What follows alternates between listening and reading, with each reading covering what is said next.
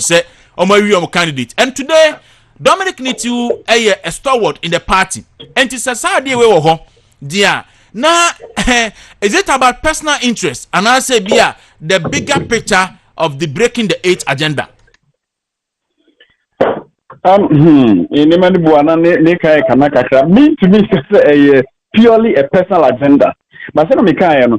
Bia na ono candidate or him say obe frontliner etimi abe winning. Bia na sa candidate no ha the campaign ya to assume. I mean, in order to help the candidate, no, to be for party for us. Omunya jitumpe to change the dynamics of the thing. Now, breaking the 8 MPP working. So much in breaking 8 now. As some of the candidate again in Abedinatum. Candidate omo marketena Erin Yedin. Now, say what the personal interest, next selfish interest, ebemua. And then now, Mr. Meka, breaking the 8 will be very tough. They should know. Says you know, and even more than Kakra. Even though you say you break 2024, and one so a near to this hour, and she say no, their focus should be on delivering. Almost to me deliver candidate in the ban. A bit easier, mom. Now, so say Niama Kwasa say 4 prices they call your account here, where you say a human new one in Niamano. Not almost here. No more within the party, intra-party politics, no. Almost as a coupe, it means that breaking the 8 so. But I believe that almost so many year we can have a good contest in 2024. Doc, breaking the 8 are okay. And a scientific research. Unia Dr. Smart Sapon, Kumasi Technical University, a year between January and then May. Ede betu jase. 26% of the New Patriotic Party recently elected constituency executive in Ashanti region at the heart of the party do not believe say breaking the 8 is possible. So if such comments from certain individuals, if he regions the Ashanti region, start say omo kasa say ya, what is the effect on the agenda breaking the 8?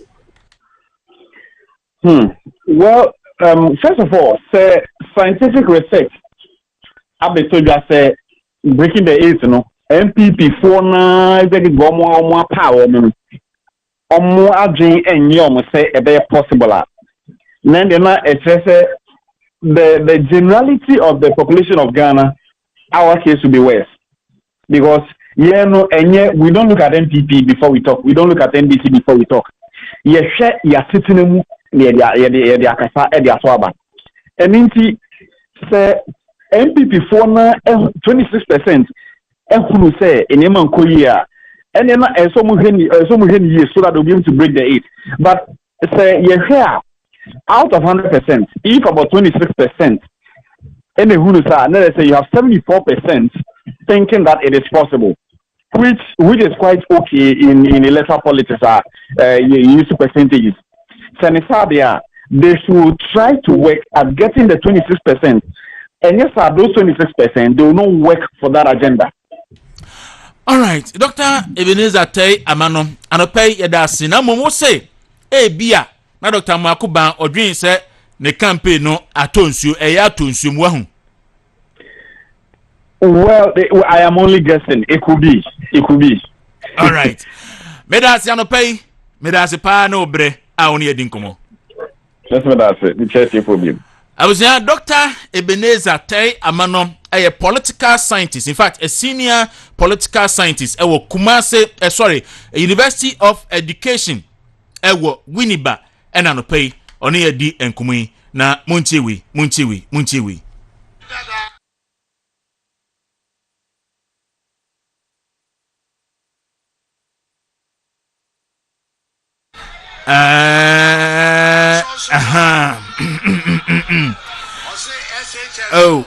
Okay. Enti yade enene beba na mwatimi ehun ene a ye ka ho ase me hwade. Okay. Ebebo we humodin na yetimi de ene no ede aba na mahu enema eno so ekoso ayi kinsiri dunwe na ansa na mehwese we betimi atomo ha na yemfa eyi ne mra na enya kwan ento aso enti ayi for MPP ni Ghana for a woman I started ebisa lot of questions. Okay. Dr. Mano asamo kan nti ena ma me de voice we edeba. On the number memo no ka your ba obeye on the atroso fam. Or say SHS no. Or no and or dre hold the bar first. Hey.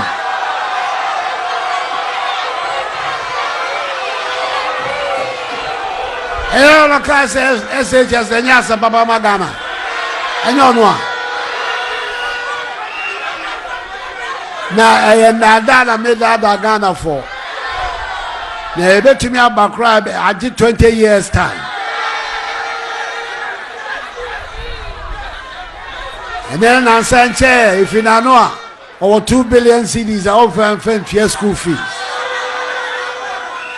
And then, what's on how to buy?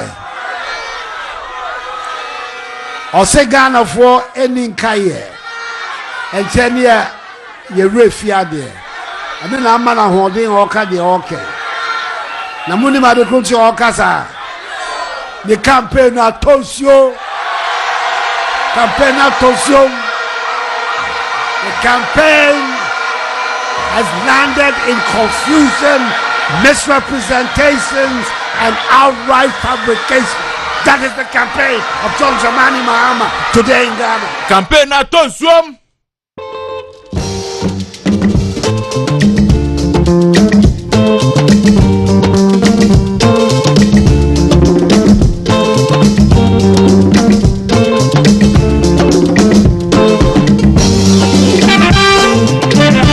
Movement in the morning was Sugusu Auti on Wuntumi 95.9 and the Movement TV. The Pachano Pemi French Yakasi and Koma Minia Bema and Bro Clinton, you do. Oh, sir. Debbie, so. Tienia Clinton, you do. Kantamantu. Clinton na ohoti sano pay. Ibatendra me kofa from potemo nyina enya izio. Na mesre castle for say monhwe na castle anim ho no enkrofo start sheball ho. Castle no national monument. Make say house a lot of offices under the office of the president. It mesre mo momodin asembekle anim ho no mo a. Anim ho no mo a. Bola bia eba ho no enye enti Clinton no pay me chia me di se ho eye na wachia momi amame yekwa ho man so ni nkomo NPP fo a ewa ma no ne say empepo we ponya NPP Ghana fo ama no ne say Ghana card no matter say e 51st July se won kura Ghana card a won timi bie bank account won timi enya a lot of services entiba Ghana ha say ya okoshiashi Ghana card na ya office ho man krofo a egu ho no da bia day in day out no ya de bia ha adwena omonso so ama no ne as a Ghana for yen shada enwene ho en factor wo into this Ghana whole Ghana card whole argument in arrangement in sensemi mu. So they are calling on the National Communication Authority say omo fa niema enwu apon say be ya Ghana for a ewo amanone so ombetimi enya akwanya na omo so enya Ghana card ebi na leading the charge Ora Richard Zinelli idina ya na nebo Zinelli on the South Korea chairperson and a chairman for the New Patriotic Party and AD and command to pay from South Korea. Chairman, good morning. Chairman, but what me can? Good afternoon from South Korea. Really, I'm Pato Mohoye. Nyankopon adom anope ya ha de nonson aba pounds meduanan 740 na mo so mo ha abosan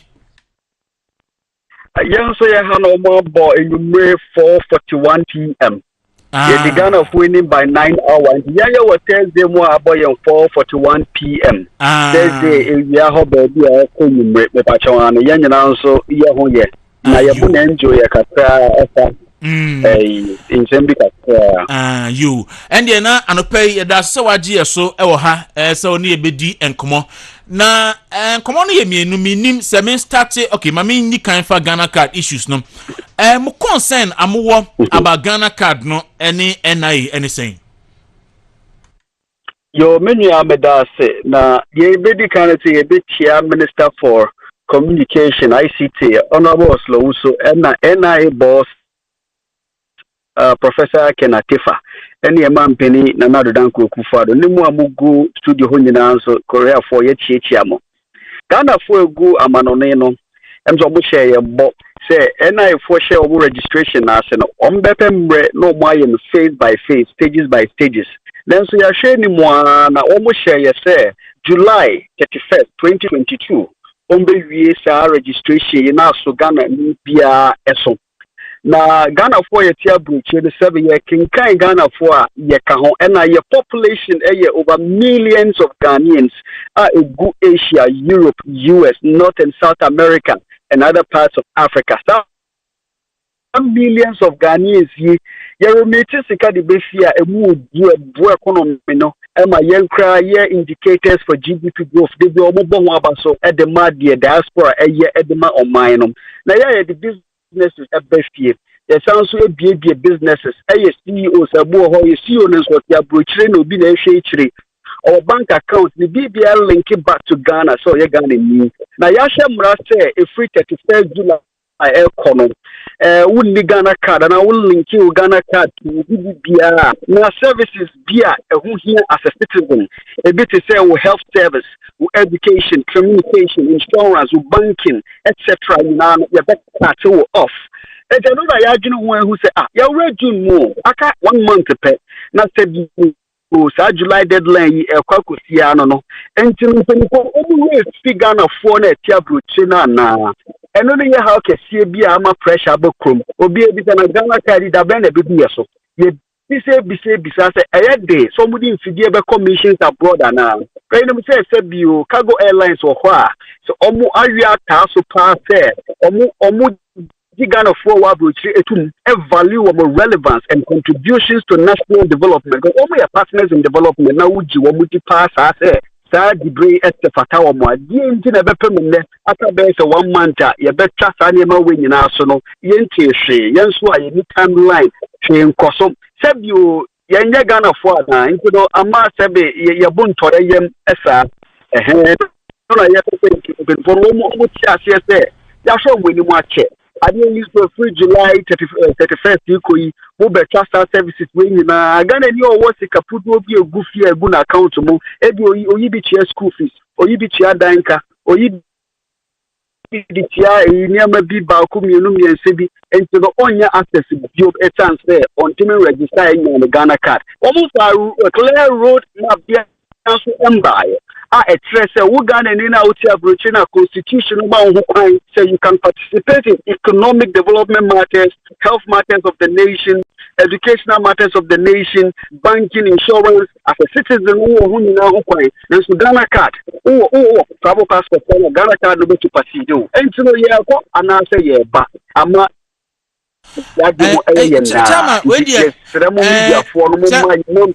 Chama we dey wadaruma matimi me try say mo contact Professor Kenatifa and Bia Ministry of Communications ana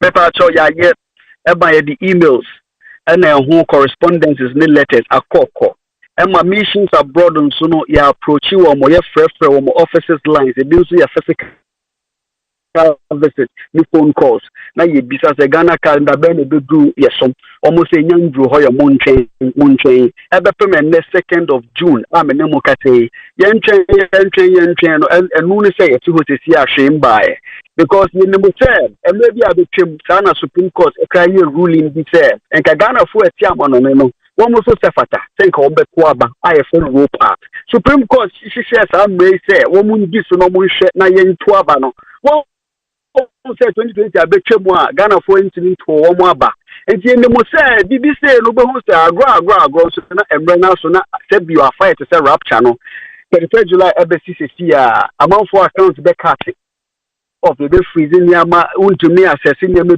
And you know, we need to start drumming this issue back home. So the because I'm really hokra, I'm really home. Just no one to pay. Chama, enti CCI a big issue pana will raise because Bank of Ghana for Abokoko said and Pennyampa 50 next month. Na e be require we know say probably e be anomo de yika credit atom but say CCI ya munya ntim penifon kan ko ba sa no a ade na mbe akobasa na menya ye be me se bi penifo aya yi wo to ho se wo bo hwe sankite kodie ho no na trese se bi o wo mo faili wo mo role in making sure that every Ghanaian citizen, by birth, by registration, by naturalization, and then all Ghanaians living abroad, whatever, no, said one more cutting off. Emma, so you better your now said you, a man peninsula as once a petition you can be corner hoa, and you never match the accord. And say, oh, why, your papa, you almost so almost. Na Ghana ni bia so Shegano and I say on Shegana Ghana ni bibi o shebia no or say you make sure say you be capture no said you be yen so you bet me enjoy access the social services of the country and then any other benefit as a citizen you bet me access na so be pay me na say yen tifia and then me no so dia na trust nipa kura o da no sebio oye di ehwambo anase ofiria no nte o say ida ye beyi ne atuna nte no mo ko bia ono no betumi affect problem ya mayen because when you libre check and I actually be say ni ama we ye kan na Dr. Mahmoud Bawumia adaroma and e kura Ghana card ye say aba be ye e-passport je say anka chairman Zineri ufi South Korea na oba na kura Ghana card kura utimi die no kura eba na fe munya bi na ampani pass ye yimumu ampa ye be pempanifo na ya biso mu ni nti a besi ene no ye nyante anamutu bia de fa ho yo te kakra mesan so dia ka ho ne se we share digitization of the economy now yeah Vice President Dr. Bawumia spearheaded in collaboration with other states institutions and agencies no are so laudable and a very key part of Ghana's development in the next decades ebeba and you know we share sector by sector your category of nkrophobia wo boa ema omani tintim ho abrochirefo wo yi omufrimu a enye yida remittances are by record said that achievement of more talking for economic development you mun them the role said you abrochirefo ebo me ka no be brain emo mo share Ghana said you abrochirefo ni ama wo mo ye ebusuafo wo mo share ni japade a wo mo to ni ohun to ka hu nyina through channels friend you know services sector. And so, access that services sector. That's what my card will be answered. So, not just a digitization agenda, no, a person, and I'm beginning to say, who the Bible can end day. What to make capture nipa biodata or brochure, man, to mean your passport renewal services. It's air there, say, when you can go play. The machines are being installed in training officers on the keki, brochure data in an orderly manner. You see the capture. I don't know, Papa Mahmoud Bawumia, digitalization, no, it can never be complete if Ghanaians in the diaspora are not roped into the planning and the capturing of the data on time.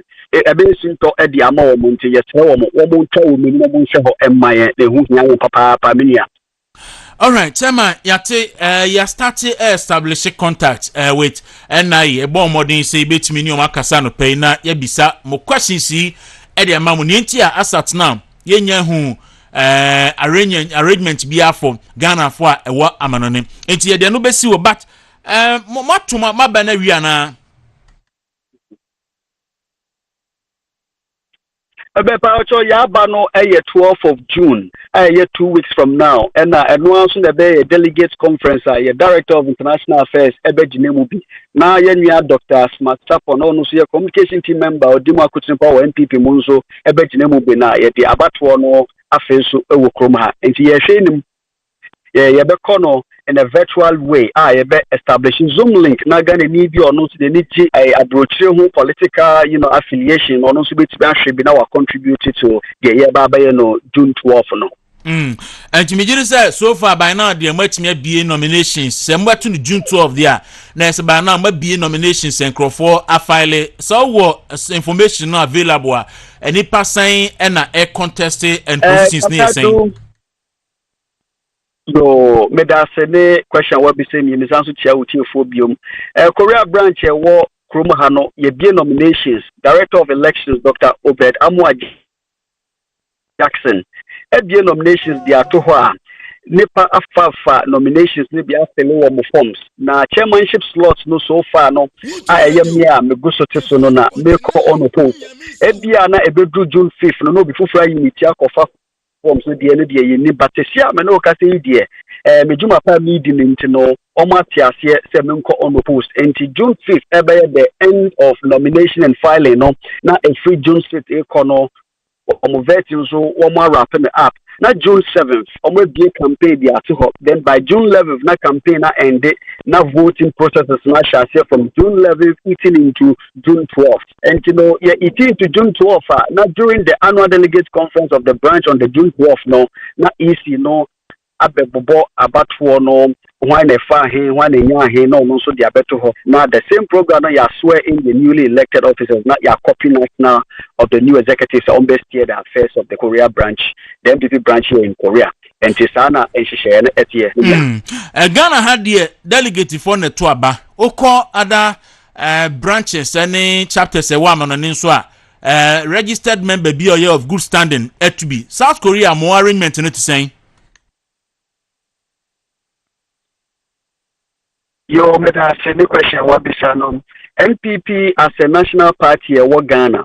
Very democratic, as also guided by a constitution.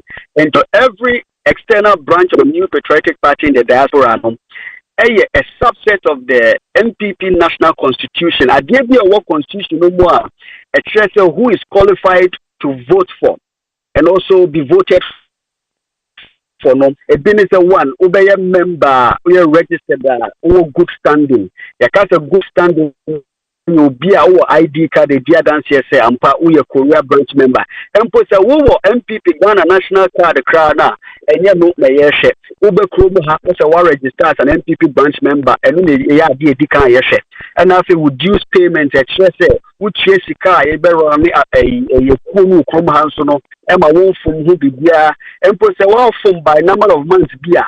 So you would tip here, then you better file a arrears at that one, now with Piano Cleo and son, I remember what forms now are failing. And the way your processes are you follow, and as I says, and you're very different from the National Party Constitution, a cover you know your diaspora. All right, Chairman, no pay. Yeah, you better say, Bibian Hodiana, yet West, but more concern, no, a besham boss, Ibetuanamo. Near Panuye at the Mamo. Mepa to you and to know Yadamwa say more about to minimum Yadamuna, Semunia 6 years, Magana for your South Korea. Now, you have a Pompire and Yadom, and Pin for Omuchi Montano, Obechi and Sep, not Omutuana more. Ona edi any your abba in Yadamwase. Yes, so yada I say Ebusanti Chairman Richard Zinleri. No. Chairman Richard Zinleri. Ena Martin and Kano from all the way from South Korea. On any NPP national chairman. Ewo o so. Na o say Ghana card no Bank of Ghana aka say 51st July eko. Se wonni Ghana card a untimi nya transaction bank. Untimi mbi bank account. Untimi nya number ebre.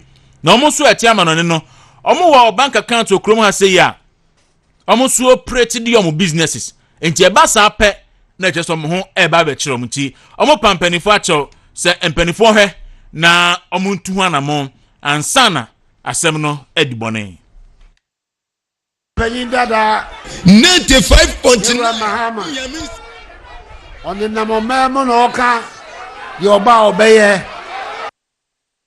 on the Atroso fam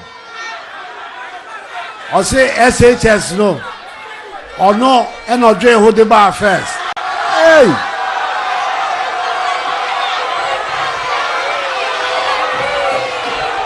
Hey, no class SHS, the Nyasa Baba Magana. And you know. Now, I am Nadana made that Ghana for. Now, bet to me about crab, I did 20 years time. Radio 95.9. And then I said, if you know, over 2 billion CDs are often for school fees.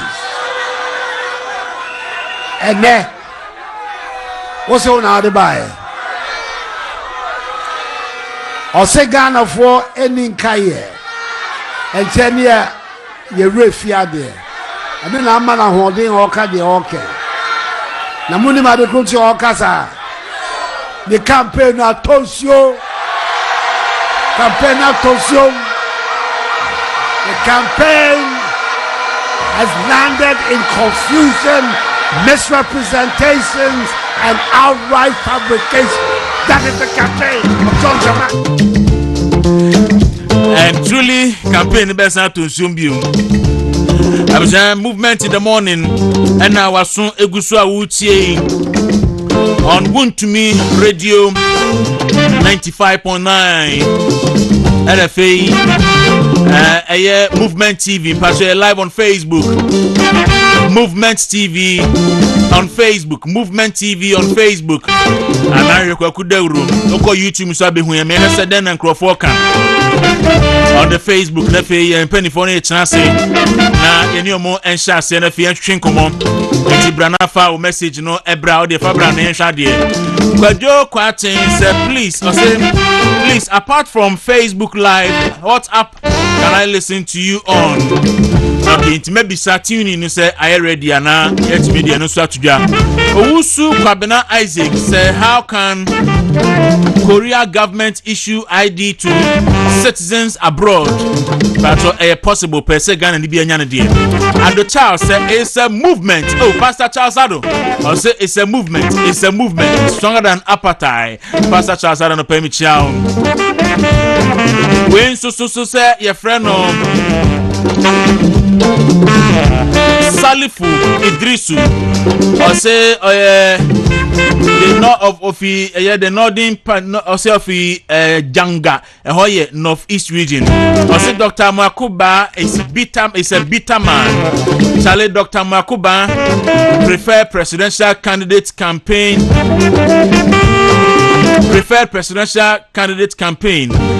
is fading, hence is okay, all right, me that say they are no better home. Michael Sosa Bimpong or say good morning brother.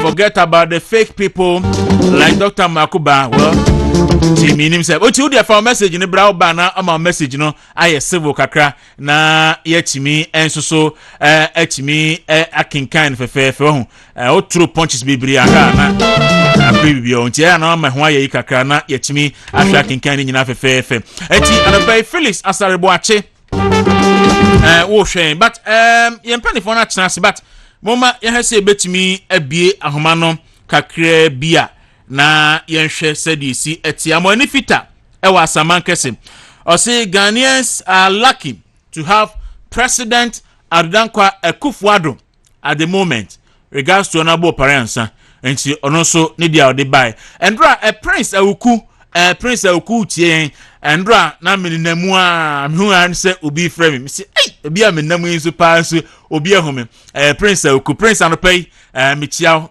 papa michiao one Clinton nyina and so me kofa ho ewo me fa mokola ekofa kantamanto enenemu a kama eti michiachia mu nyina but yemi ahoma no na ye ne atiefo ni nkomo kakra na ye hwese atiefo den na omo ebe ka chen enti ahoma no 0542 108088 0542 108088 na bremwe na fe yeni enkomo na yehwe na wonso woka oba onim se me wo one concern radio no ana TV no jom volume no na yente wonka na wonso te yenka se wa anya ne sa na radio ni volume ni si so na TV di si so na so de yedede na so de in o de high discussion dia ye be ne se ye be ma akọ na obi a wa ready se oni yen ebedi enkomo no enso aba ahoma no so na fie nna so atimi edi nkomo nti momodin a na efa message no ebra na yenhwe we say friend no bra kwame DJ or say good morning the room you are doing well keep it up watching live from Equiapem Latte enti Equiapem Latte de na che se ofie pe enti ofie for ye cheche mu nyina no pay latte hene na nye esiedu oko ichiao nyine ichiao papa ayi Kinsley sola Kinsley obe kumio enti ebe ha but mama hwe opani ba kon abeka yensa me man akọ abansana ma start apeko course or the Adolfo Ofori Abrekumanov constituency secretary for the New Patriotic Party. Opani, good morning. Good morning. Na hunembo ko de Nyame adom bibi aboko. Na oye new anase o hold than we retain new seat. Me new but correction bi wo ho me assistant. Oh, we assistant mo. Oh, okay. All right. Me da say. Na hoboko de Nyame adom hoboko mefa akonya iso na mechia wetiefo nyina na masan so etia Ablekumanov fo nyina delegate ene MPP ma a ewa Ablekumanov masan so etia me papa eye MC Honorable Kofi Ofori Bella na mechia ya maame Sheila Battles na sampeni fo mienu wei di yenim ede nkabom ni odobi edi yenimu a kire say the future is bright na break the 8 no so no possible ewo Ablekumanov ene Ghana afana nyina enti say Greater Accra so regional elections no so to be patwa me to be na ohwe process na ene empanifo amako yi omo na eto sen ade ankofo ne pa nyina yegidi so metumi aba be di yenim ede break 8 no ena nyame adom yakwakopa omo ewo trade fair Saturday twemu enti se minim se enkrofo na akopa ba me bisa because money omo aye adwuma nti munim the bigger agenda of the party bibia dadin mbetimi deliver last time we lose about 7 seats this time mo hwa mbetimi recover if you say impenifo ni bia na ewo hwa ye lose seat no eguso wo ho ti sa experience na de lose ye no ye tena se ne ye call back to the drawing board ye kasa ni nyama ni nyina boom any ideas for na afofo na abeka ho no de ba na megidi se betumi e dia reclaim sa seats ni nyina and even get more agenda na ye 24 seats instead of 21 no o conference when na ye MPO Honorable Sheila Battles. Okay, into your home put the whole orphan conference. But what are some of the seats or Greater Accra for say easy some bit to me a capture from the NDC? Greater Accra seats no you bet to me a capture Ablekuma Central. Bet to maybe I would do any bush we have to be strategic and I mean himself we are on the drawing board on that. Tema de ya yelusu yen so ye betumi a reclaim sa seat no Tema East patwa ye betumi reclaim seat no na ohwe ya papa hopes na do ye honso de na boom katamanso ye kakra bi pe na omudi yi yen nti ye honso no ye boy homodin ne ye hihye ye ne mayi atoto ne mayi a begidi se sa seat ni nyina betumi age e de ababeka MPP amanyoko seat no ho e parliament. Okay, mamin maftie for emremu afi na yenhwe Yahuma no eye 0542108088. Medical can friend now more TV and radio need the 7 ya. Ebma ebeja akwa no be away more serious. About good morning. Hello, good morning. Hello. Good morning. Hello. Okay. Anti enka obi foforo so emra na ye sign free bim na ye no eni enkomo. Ma mehwe we good morning. Hello, good morning. But your first and access fan. But your friend, Nana Abu. Nana Casafin. Okay, Naka something about me, Airport Junction, your honor, me, Yajuma, Airport Junction here. All right, Nana, I mean to you. And I did me watching. Yeah, Joso. This afternoon, I'm going to NPP and thank you for the Economic and their candidate basically for 2024, Yeah, that university is not in fact, only because analyst now, one can make me a meeting, make a potential people, but now, what can I say? I can say, after Obama was destroyed me probably. I do. Ama Obia or a potential of better about always and but to me, you be communicated and you will not become a big problem. If you are from 24 no more be anymore, I am almost to can't India. I think it's similar there, but because the penny part of your friend Cabonia, they are a winning about that's what we know. Go on, I do know how Captain always say. Or no, person there in that. Into a couple and then they are my young to crowd. It's a member entity ability. If you are strong, I am more idea a bit and Kabu Beba near the entity without all right, Meso Meda say so Abanti 0542 108088 na Osubre na ini and come on. Good morning. Hello, good morning. Hello. Good morning. Your first and next okay. Simple instruction. Ofra, Jum Radio no, Jum TV no. Na woni yen kasa mobile phone nim, oni yen kasa and time my own tea and count TV so answer na waje. So good morning. Hello, good morning. Hello. Your first and na kasa fifa. Hello, morning. The same problem. Moya sa mo mwa ye discussion because mo ni abruchire wo Ghana ha ya. And to fra just reduce the volume on your TV and radio no. Na woni yen kasa mobile phone nim. Good morning. Good morning, Dauro. But your first and next fifa. Dauro, where you are, Unia, Nana Amwakwa, because boy, Eastern region, Dauro. Nana Maminti, Dauro, and I pay Nanya Fundi and County with my phone in our studio. And up to now in Casa, and my interview to why and a pregnant. Dauro, yeah, Minoka is here. I am Makuma, and Kalinga Alan Chamanti, MPP. For 2024. And no interest, no cat in India, educating the bar a day, the cat in the Fata favor about me. I know when the money. Then Asama a bit after Pramason, a bit in Kabum at the bar. But the wood here is not saying so be a cat give you Omudia. The sound would be at the museum. Nothing okay now, open my son, can I reduce the Zakaya?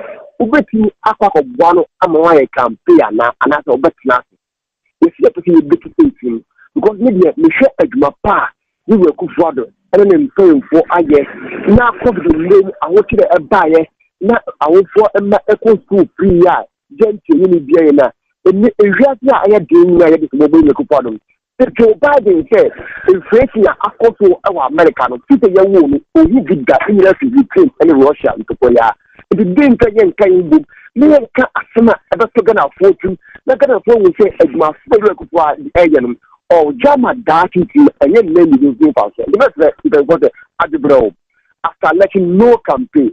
Obia open of what to align your campaign Malan. Open self about to bar me your campaign my bar me. But I can be anything to me and coming you see a campaign and a phone could be from one department. That's it.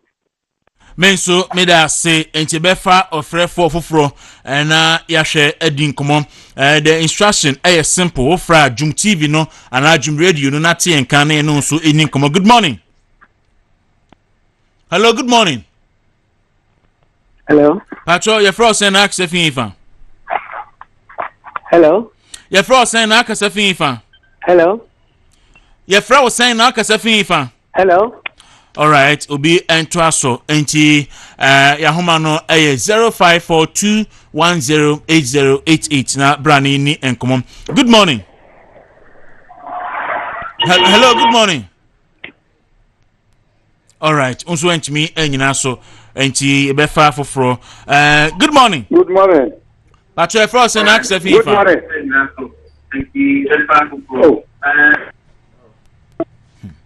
Hey, asemo Ghana for your sword thing. A simple ikeke ofra Jum Radio no and so intimi. Good morning. Hello, good morning.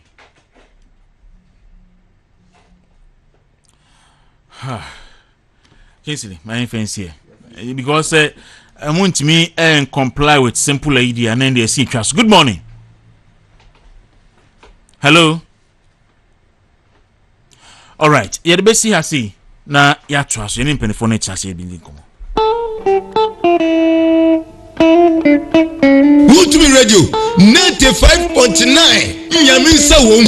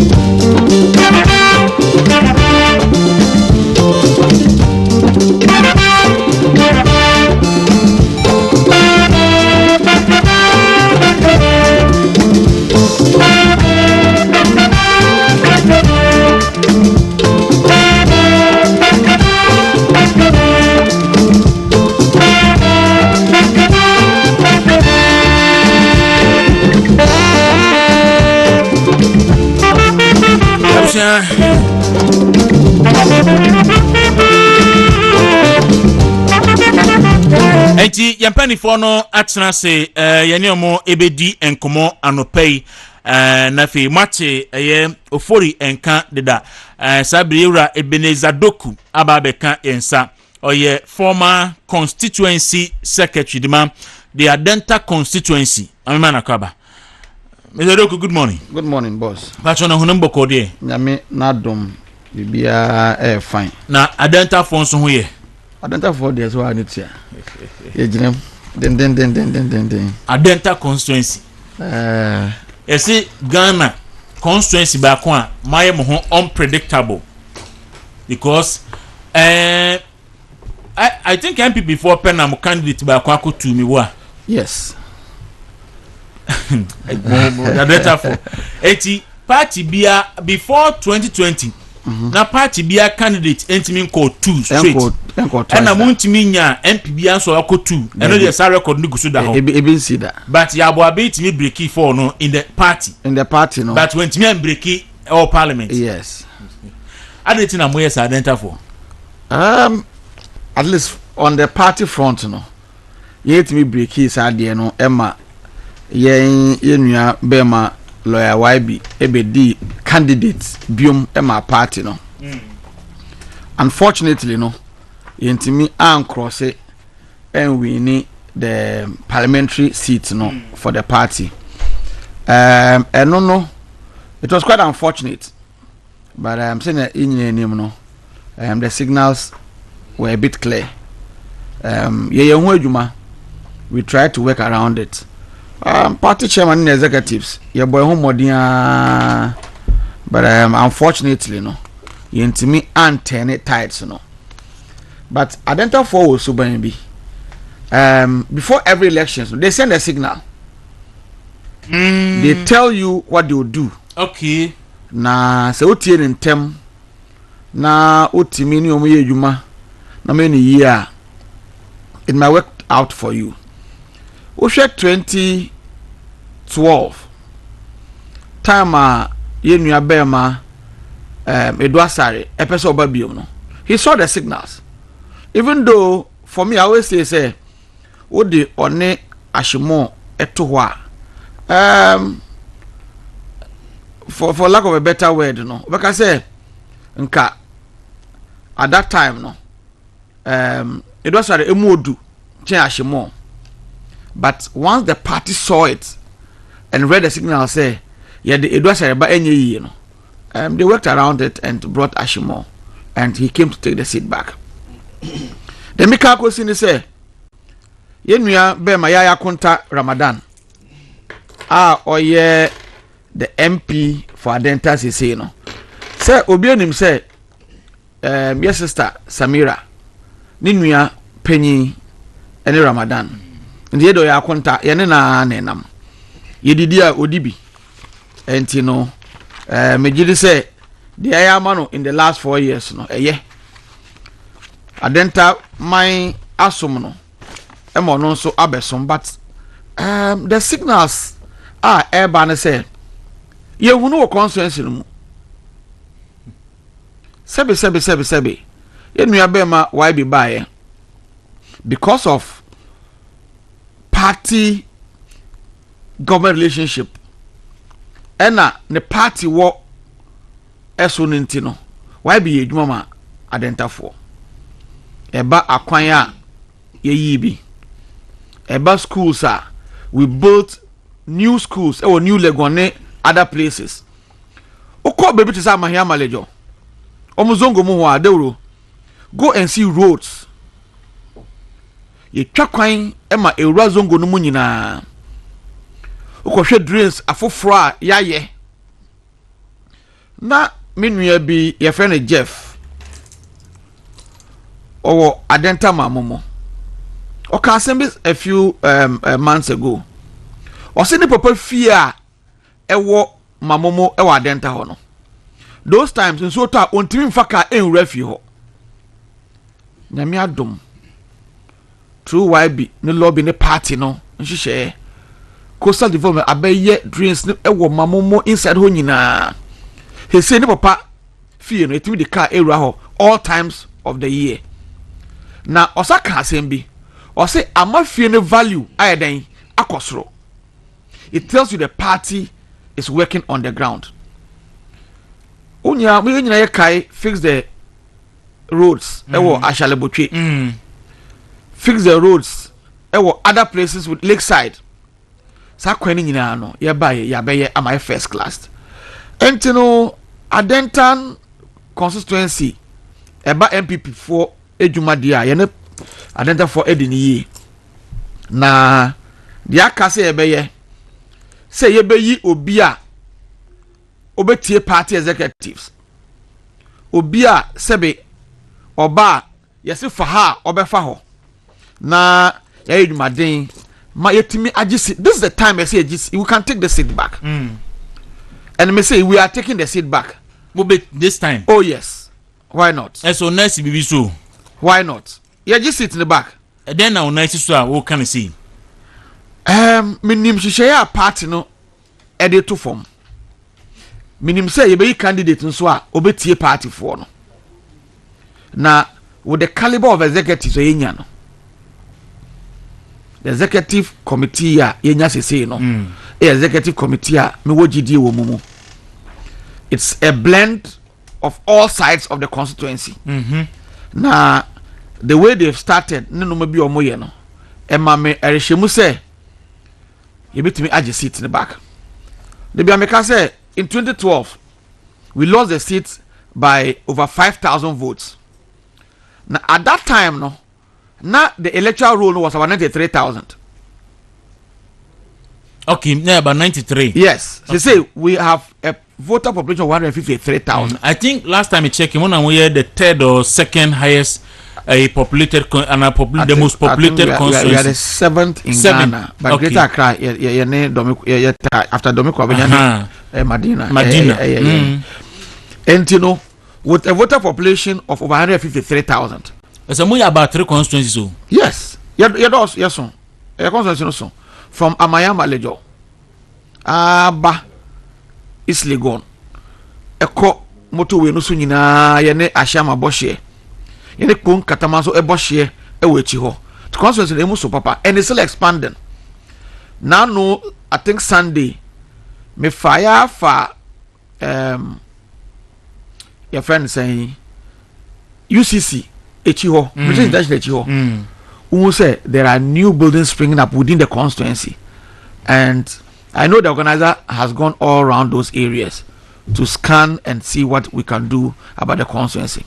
Sebi in the last election ye be free more as executives, but me catch you say ye dey hondin ni ye nyansa ni ye nim de kakra ye nya within the constituency e be tie executive nechi ema ya ye dwumaden ema party no asanfa no tumapa efra wadenta.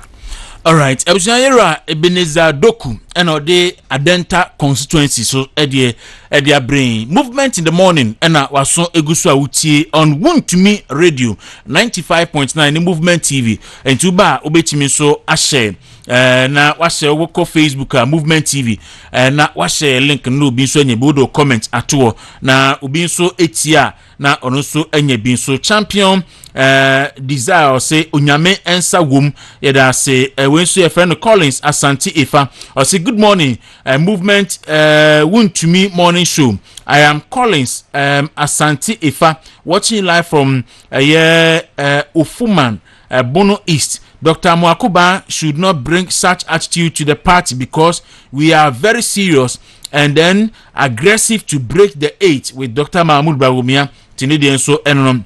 We say friend Prince Kwadwo Osei good morning the room. You are doing great job, great work this morning. Ghanaians have no short memory.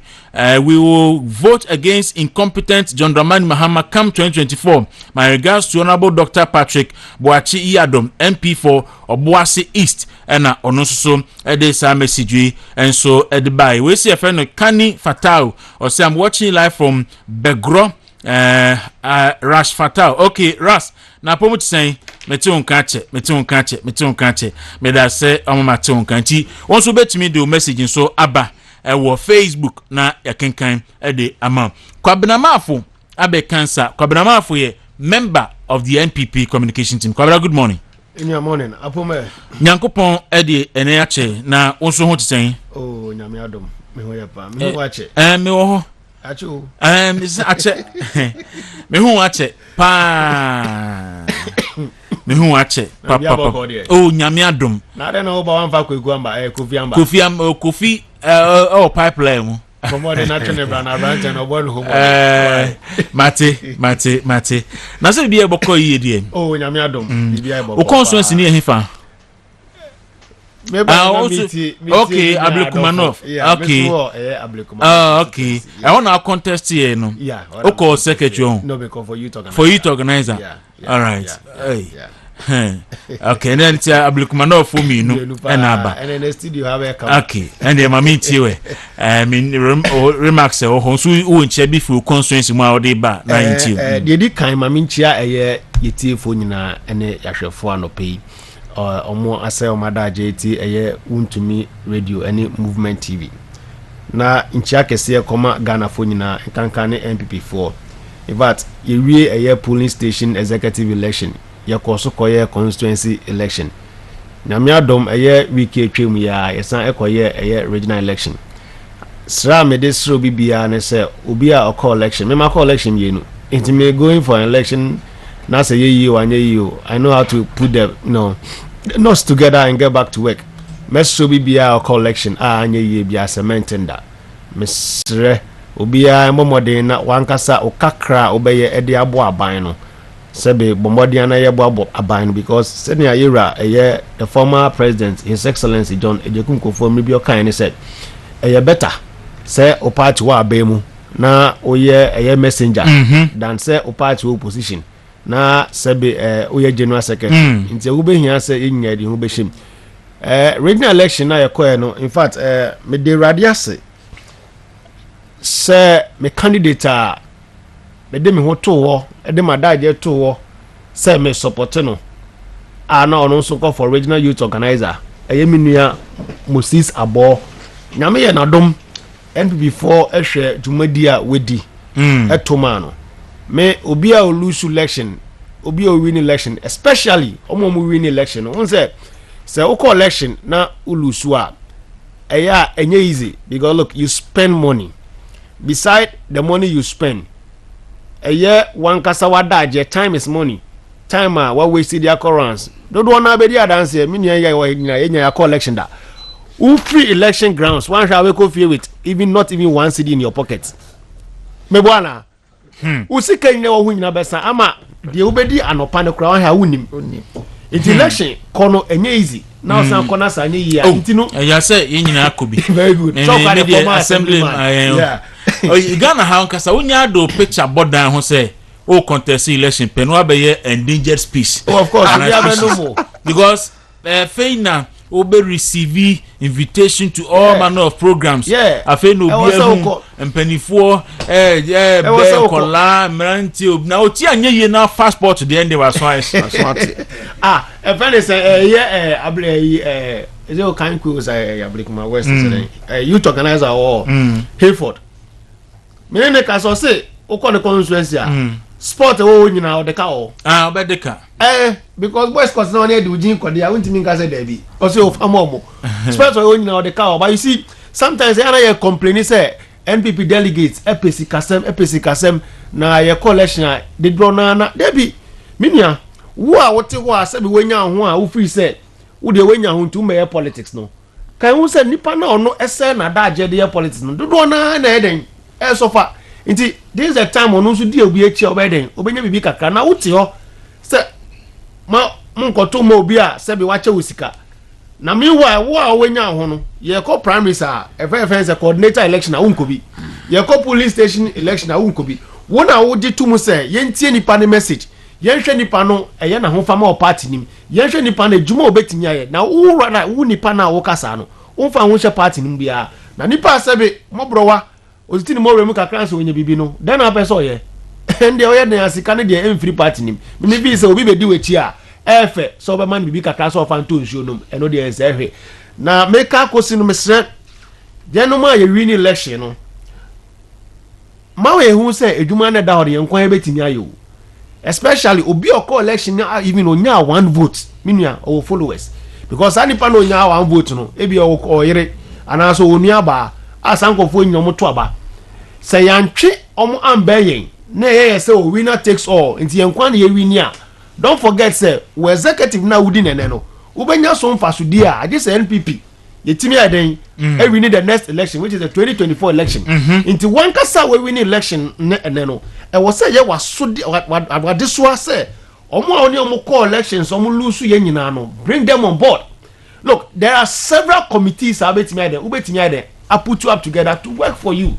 One just sana se nipa no feel so party no contest ye ne kra no se see a party ne kra ejano ohun hwede ye wo party me no ne se ko program na ya friend invite no so bet now meanwhile we refuse say nipa no so ye de e contest election just like you but fortunately for you nyame na ye wadom e na otimi ye de otimi win ye itime sre omo win election na mo mbo modern eduma no kwa wontimi nye eduma no edin nkwa wontimi nye. Form several committees, get people to work for you and for the party, and you should know say in your heart say you win election now nipa na wa form a committee no akọ grants na akọ ye adwuma no onya reward no they will say they make another mistake sure wa ya to abama a wudi party nenim no wona amanfo beka say this set of people are elected almost said the next executive whether a police station executive, whether constituency executive, whether regional election executives no most set of people only Rebecca say you have made history in Ghana because look for the first time nyame adom na 2024 it me corner it me break 8 now kai who say executive or yes side dey ni be obe bragging right say yen na mo di yenim a it make history nti emo modern omo win nyane en form back together na ye ni omo nye den enye adwuma na ohwe national and regional no so a et say regional and other regions. In fact, regional I can speak more of Greater Accra region because look, me to almost all the 34 constituencies, and they be all cry call it 2 times. So I know say Greater Accra there na a year in terms of your home farmer and preparation no and in fact with Timmy Wakao in the process leading to the election no na e form kakra na majority of the issues no a message because sometimes you're quiet me share other candidates are vie for the same position we be kasa we ya na we akasa and ade e fe kwa ne say often than not ya na candidates no they are not a problem o eya the followers and we be who say we di we chia no hu an we muna hu no class onim no onye MPP nim but this time the narrative was not the same yetimi share ye nuanu makonoba mo ye ni omutimi bonko mo me anakonoba me ka je say we ni be man appointment no so come now they win the problem me win me upon efe but me say ye win no we should get all of them together because ejuma no esun ejuma no ede esun and that from the NDC are going to marshal their propaganda against us already. Look, in 2008 they did the same thing.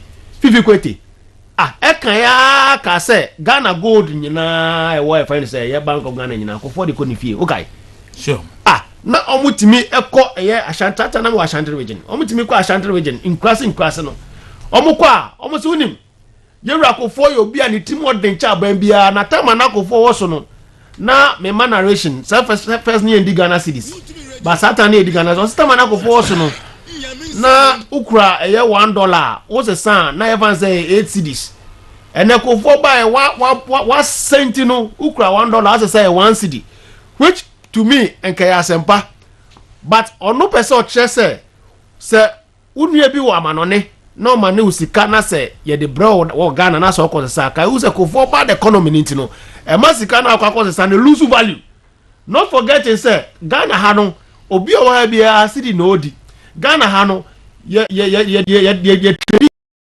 in what foreign currency nti no senka e ko ba ne say ye was stable foreign currency eye pair if say dollar to cedi ne 11 cedi a e ma ye kobo besia akwa ne ekotua a ehu yan say o say Ghana sika bebre ana say ba de say aban ekoji loan kra so de ba be emputuduma e sane say the cost of project no variation ancient down bam because of the financial difference parity between the cedi and the dollar no you bet me a project because you see an American no actual projects are amount for nya for the past 6 months no don't have to go for revaluation. I'm not lie to you. No offense, other groups are only contractors. They told me say look contract yes some contracts they are more or the court grounds is here entimi enye dwuma no because of the cedi dollar parity but NDC for conform e go catch ye nuanom omo nkrase ne say cedi na enya hoɔden no abe ha because so ubi bi amanone no mane usika kofo amasika na dey ay worthless propaganda we nyina akoso na so yentimi anya dey amasha omo later the document we were ha June 2009 26 June 2009 ari NDC le omo ba power omo tro de ko IMF satam na the IMF reference director Dr. Dominic Strauss-Kahn several programs and policies are binding about in fact me read in fact paragraph 3 or said real GDP growth omo kan anamo a aban omo betu no etu ye till I said real GDP grow from 3.7 in 2000 to 7.3%.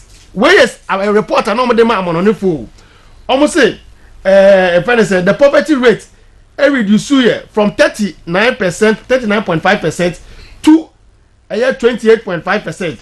Almost I say a year Kufuor buying any or abolish it or say there was enrollment ratio. Let me take it from the beginning of the paragraph. In the education sector, gross enrollment ratio have increased.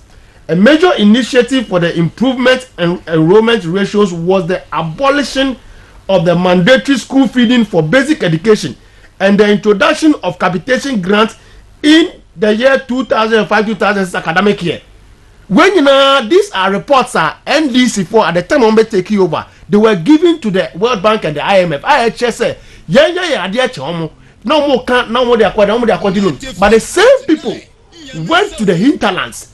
And I mean, look, as I can see, I only say NDC for the bomb Samran, they say, capitation grant, I'm not the buy. They will be one now. Yeah. Then so a report to you, I'm not much to call you.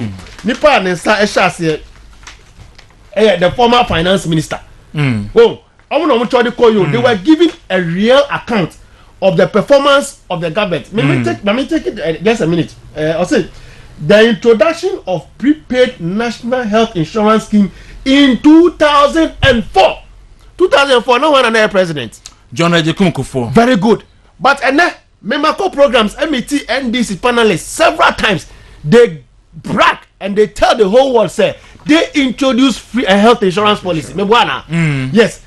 It say, yam bombarding I involve everybody. And the chunk of one, I'm the requisite information. And see from Anya Duma. What by executive, but one shot, now Uncle Suye. Timeshe. NDC for no, they are full of machination of propaganda. See a person breaking it now. You know be break why and run up. Me ne my boss, the regional youth organizer. You call the vice president to an when you feel you could channel. honorable Moses Abone friends and team regional constituency Greater Accra youth organizers na yɛkɔ no you free also no and on chair so omo ba be inaugurate the Kaswa box supply point and Brana vice president inaugurate no make obi you do ono any protocol team na di kan you do on na say so survey around fortunately for us there was a secondary school and we took the opportunity to say we want to interact with them. Could you believe say secondary school are just behind the secondary school area project no they don't know what is happening. They don't know what is happening. And I said to myself, say, come on. And can this project a crowd? This is the time Vice President ever be inaugurate here. You engage the community, the people around. You will line them up to what? Welcome the Vice President with a wave. No, even with placards. AHS way ever be boama doom so ide akofom. When you any yeshe. Now so Menoka say, and then what has been the headlines in the news? And yeah, friends say akwe sebe manoso simina so akwe sebe okasa say insure na woni timi omako form group om so mo demonstration Oliver eno na be topic of the day but when the media dance here say timi resolve energy generation capacity issue the impacts I be board the economy would you value that or compare that in terms of idea about Ghana economy with Oliver Bama? Bene narrative ne change. NPP is about time I told you to me set agenda. We allow the NDC to always set agenda and we always go and defend. Who defend? And if one set an agenda, we fear no obano. On himself be defend it. Into be marshal the forces just to counter your defense. Meanwhile, banning your project be break. Ekoso. Message ye be break it now. I was a constituency be especially constituency you lose and even constituency you win. I was a member of parliament. It me taking upon themselves beyond campaigning they should do sightseeing tour. Who can our constituency executives? Who can their friends say community friends or community wa? Who did say be more but na say even tanta. Make us say what catch so and more koto. We say more visit all buying projects away in terms of maybe a road construction. And opa, udi make free odi omako a friend say circle right at kwashi. Odi omako circle. A friend say aboso kan outside. Odi omako mo project e koso. Odi omako pokwase interchange. Omo project e koso. Odi omako teshi baby a friend say akamo on one. In fact, me dana me fa okra me rai. Palace Mall. No. Akamo ana. And your friend the baby more. Your friend Junction Mall. Thank you very much. Yeah, Junction Mall. Which a huge project on where even Palace Mall.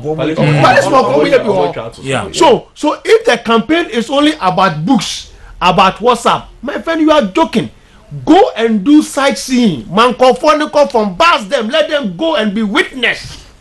Because a witness not all can anything. Dan say we do a book mu afi no memorize it. Wo de na ko be chebi onim say wakon ye interchange. Wo de na ko e friend say how do you call it tension more tension more we hu wakopo kwas we hu wakọ tamale for the first time in the history of Ghana tamale. Wo dem say Ghana aban NPP be da so. Wo call the whole tamale. There is not a single project aban bia from Kwame Nkrumah time to ene in terms of worth of value more than another dam Kufado, and that is the Polugu Offense Dam. Project Kessie or Polugu Dam. Multi-purpose dam. Nipa Central and what Tamale away. Na campus no Wakra. It is a campaign of acquire books and I say yeah come what not the innovative means ambem a be America say be a sightseeing wouldn't call for common with the Koswa. One shy bury a doctor. Some of us are not lie to you. God forbid. But baby I am fear do no. Se party no cost na abemu cha. And am paso dey wo so dey bere. Ye benya. But party no call opposition 8 years. Me the 8 years coming fear say here. Minia I believe say me expire there. But I believe say ahodi na me wo me timi team. Me we election me timi team all the 34 constituencies. They say some of the team esim akọ national. One na me nya san ahodi no. Nti ye besre ehun hia ye pan enne. say bebo modern we should get everybody on board all right enye de enko yenim me da say Kwabena Mafo na Martin Nkan Kwabena a member of the communication team na ode nsusu yete na siminti pacho onsusu betimi aba ma modern message eba on our Facebook nyina be kan movement TV e be kan nyina ka me ba mensa aba be kan insa mamema na kaba ka me good morning Kwaku ma wachi na honam boko de obade adaruma ehun ye pa ere nyankopon ase thank you me gidi se bibi ekoye kwaku nyame adum ehun ye senia enkita hodie eguso ekoso no se me chiatie for dia nane me den chia kese be magana for ne the football community se enra nyame adum Ghana say yeah itimi boy humodin me den chia ma the honorable minister for youth and sports honorable Mustafa Yusuf MP on the agencies the NSA the YE and the sports college say enkunimde kasia enra ebaye and the GFA of course security for ebebo ambaso. The match was an international one of course under the continental we say game it's a qualifier to Cote d'Ivoire 2023 next year. Now only say Nations Cup there Ghana a bet right say upe umpo yebeko akasi ebeje beba World Cup na nkofo bi twintwan na mu kakra ti da ya so nyame adom no so under the dynamic leadership of His Excellency the President of Ghana. Kwaku you can't take look ocean sama menu yi kan I think that we will need to do a lot of work to let Ghana for ebehu adwuma aban we yaye. You cannot take His Excellency out of sports development in the history of this country. There is no way.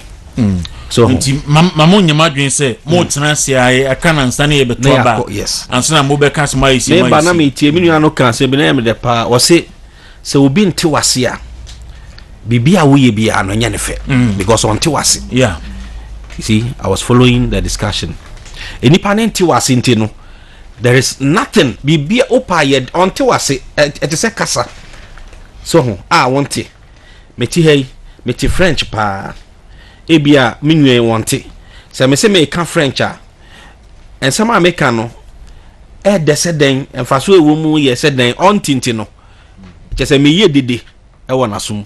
So this is how the whole narration akakoye nti kwaku ye dinchi ama etiefo on that regard no ye beda yenuanom Madagascar fo nso ase ebi mu ba ho nso ebi mu okrom ha mu ba ho omo ye ya nso na dede no ofom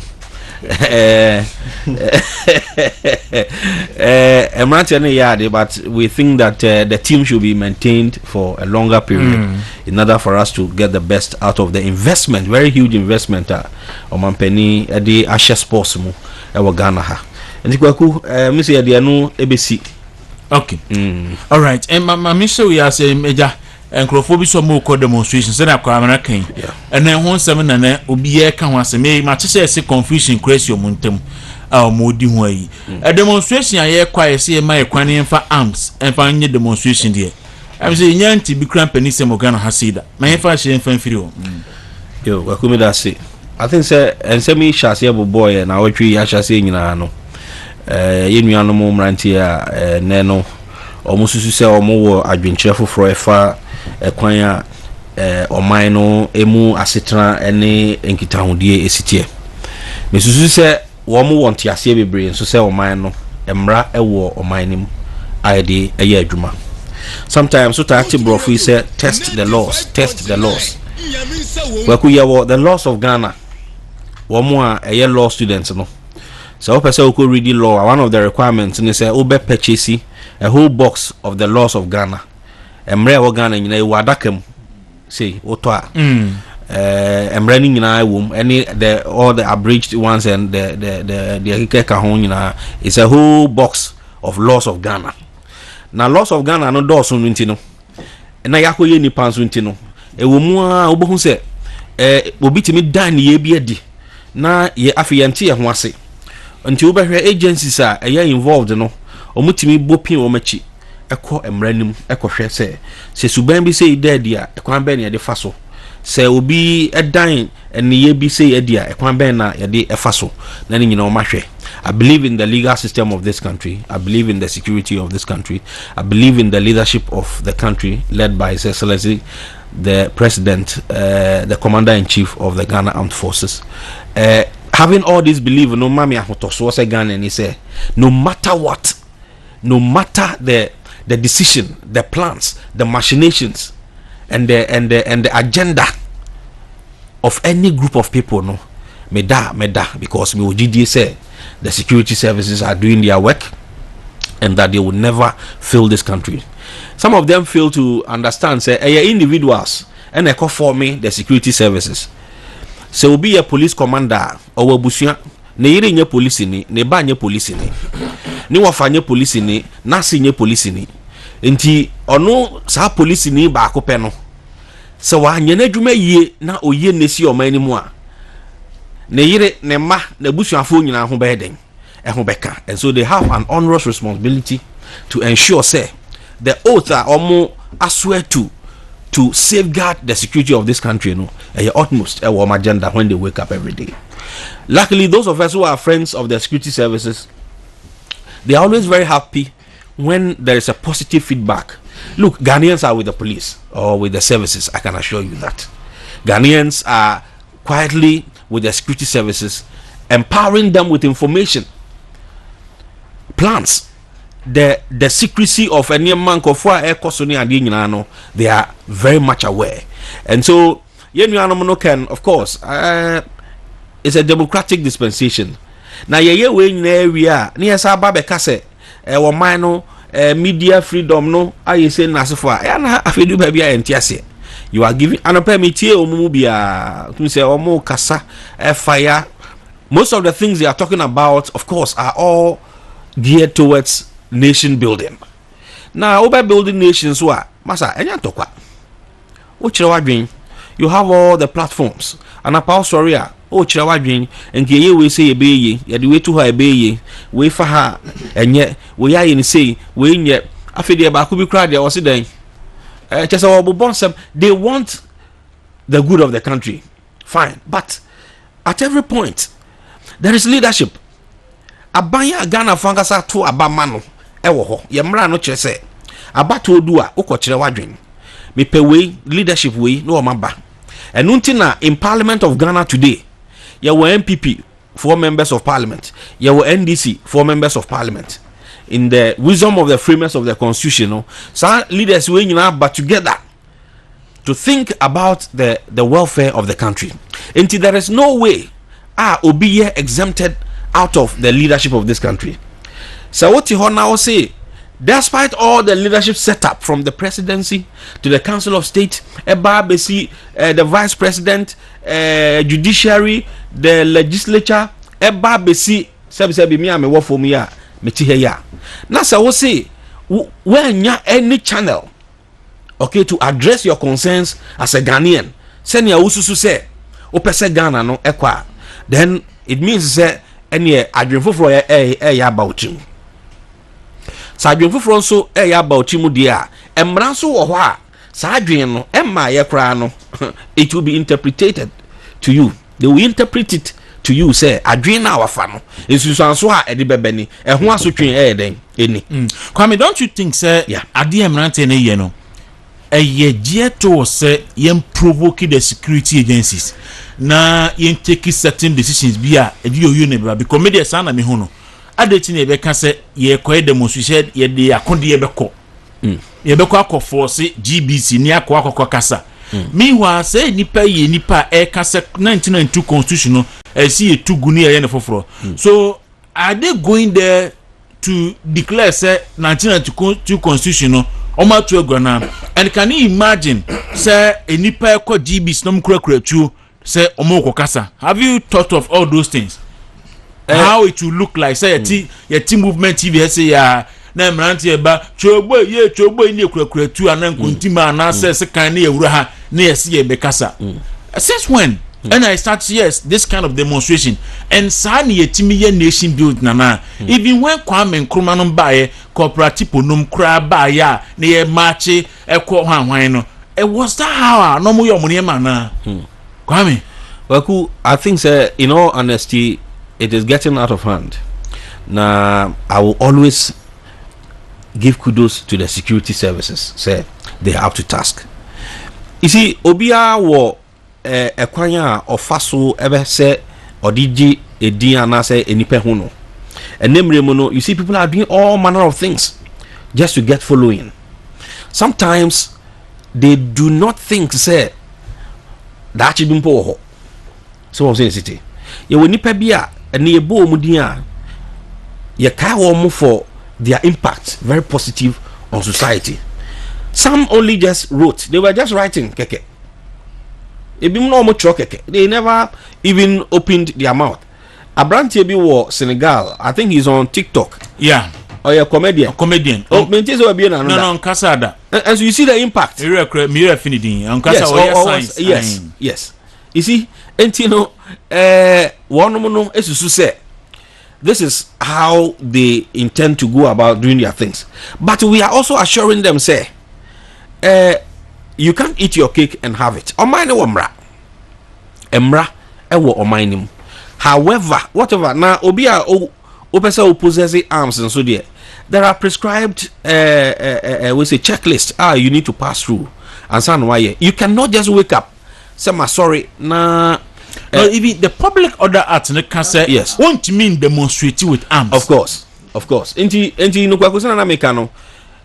it's a very good time to indeed revoke the laws and appreciate its essence. As far as some of this, it's all part of nation building. Yet to me, it's we are Ochinabi Obi for France unya sa adweno obi hu ba bia ordinary thoughts and they are debating ebefa. Enti Ghana for nya areshemu first of all in the presidency of Nanado, the leadership of the ruling government, the New Patriotic Party, say the country is safe. Everyone is going about their lawful duties and businesses, and we can assure and give all support to the security services. Say they are up to task. Of course, they are one of the best in the sub-region, in the world, wherever you can think of. And when I may bo IGP Abaso, people who think that any concern no, it is a statement. And for the first time, those who are into records, who are detailed, will know. This is the first time our Nwankasa did the signature. A good communication. And in fact, this particular one, a public statement, it was to a letter. It is a restricted, a classified document. So why the leaky at the end of one thing? I say that question because restrictions no more about 4 kinds. Okay. Yes, there will be a more within the circles. It is intended to be in the public and so 3 others in there may refer the names given, but there are 4 kinds. I think this is within the permit. The IGP Ayeno, it is going to serve as a deterrence to future diplomats. In fact, they're very necessary. Me say Andrew Asemi de Mikanha. Yes. Say Adia Australia High Commissioner yes. Gay some year yes. Offense or her. Yes. No, dear Nimko be gay office or typhano. How would you do that? And I'm sure sir IGP Adewi a best survey as a caution to all of them. It will. I also read the a communique Ministry of Foreign Affairs. Okay. Me pers ebeba ho until you there. So what conclude on this? And I mean demonstrators from other panel members. If you ba near ba IGP in some so. Foreign. Until kwame ba mensa convener Edema Coalition for Accountable E-Levy Funds. So mo konti eguso twa GR say omodi official details ni beba na yahwe aka E-Levy ni ho asem. Ohun say nya atwem wo man mu pa. Me ka kire wo ha say E-Levy e de bai enipa e benya ho fa so pa ye mo na edidi no. Mobile money merchant for no. And then before say be start me ka kire wo. So mo na benya ho fa so and then now make us say omo benefit papa and one so my din and GRA for they had a lot of engagements here ongoing. That is now Omo Alisa Hotel and other na and Komaya din and of course we had a communication. We are expecting certain feedback. Yes. Now of course on the basis public education was very low on the thing, and now it is being implemented. we've had the opportunity to talk to a lot of Ghanaians. People are expressing all manner of views. Some are very legitimate, others are, but like you said, it's a policy running. So until these things will come up. Now, address these matters. I see it me dinu kre e man ho so man. Yeah. Mobile money merchants ni deda no mu yi. Me betina video so can say e-levy edi bay. Omo be benefiting. That's it. Do you know the reason why? And ne enkrofo e pese dodgy e-levy no. Eja is almost send this car on their wallet. Into send this car no akoma ba money merchant wo. No akwa to 1% na ma no. No send this car no. And that is the avenue enkrofo e use and they are quiet because by say begu aduma and any person out so mo ka e-levy ho asem. E-levy no kra it doesn't exist. The day nyina echi no. They were before me nua beba no. Ni nyina by because of the stance of a certain political party.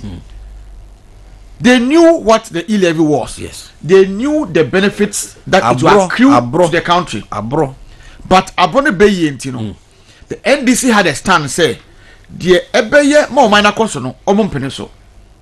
And they ended up confusing everybody, including even our own MPP members. Even to the extent that even some leaders of this country were doubting the viability of this policy. Ebaye, you realize say. But like my brother was saying, it all boiled down to education. Who the policy ever? Policy now the bano. Who nim their womb? You should let the people know.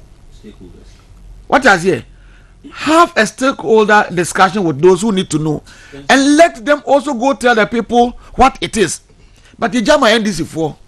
Ana a black one same jemfi mu ne afi okay be kura na say umom na umpe omai. I think say our communication team na nkasa no we dey fear sem but the bia MPP for bia mention bia more lament about more communication. No, but you see, so the fact of the matter is that we've all seen what it is. Oh, yentimi communicate. Project bebre yentimi communicate. So na mot ho. No dey montra ho. Na me bra yi can be about na opposition. Say owo a certain class of appointees. Na information me meka for Adenta. Deuro. We have had a course to talk to your MC. No more ya no. Ma emra from na communications in omonkoka. O de fa ha no dey afa say.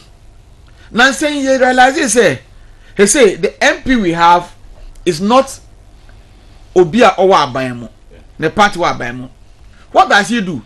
Otwan na ye start bibia. No ko John no picture. On the TV station, radio stations, say he's done that. No, I didn't anyone know the buy. Oko project no one, there are no signages. Just MC. Me who ni pakro oil project. Say I bind there for signages eto ho.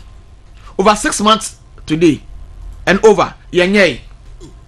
Also no can no catch you say yeah ma aduma bi wo the signboard to ho ana.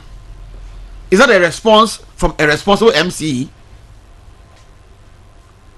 At that time, we had an MP who was the same, who had a party in government. In the end, I say MP na aye, but say MP no different from Abainipa. So the dynamics are different. It is say Abain so, me just say director for operations at the presidency. Me Brad Penny Lord Comey. Some no man should fall under his purviewer. I say Oshana MCs, DCs. The so moye and my government mileage. I saw moye. All right, me that say and the okay Adenta se me catch say me Adenta West. New site wo. Ona me ye na akwan Boniface LOB ya omo ya akwan no. Isusuba no abefa so. Nti. Some people dey ekoso abefa so na Bridger ye throw letter e dey come akoda. Honorable Jerry Emma kwan say yenye Emma contractor ba so no. Ramadan na say no ye bridge no. A very big culvert.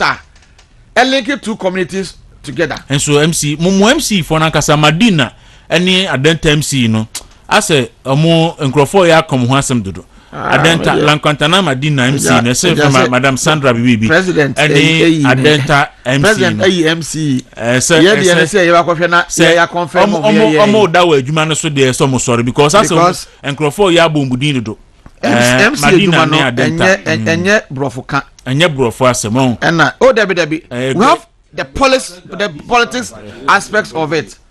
What does here? Medasi Mr. Doku. Enti Mr. Ebenezer Doku ena mache nka mamenko adofo ofori nchen na demonstrators a si eko demonstration e momokwa no munkura yesi arms. Nti demonstrators no any private security nyina se ombekita arms e de akosa demonstration no.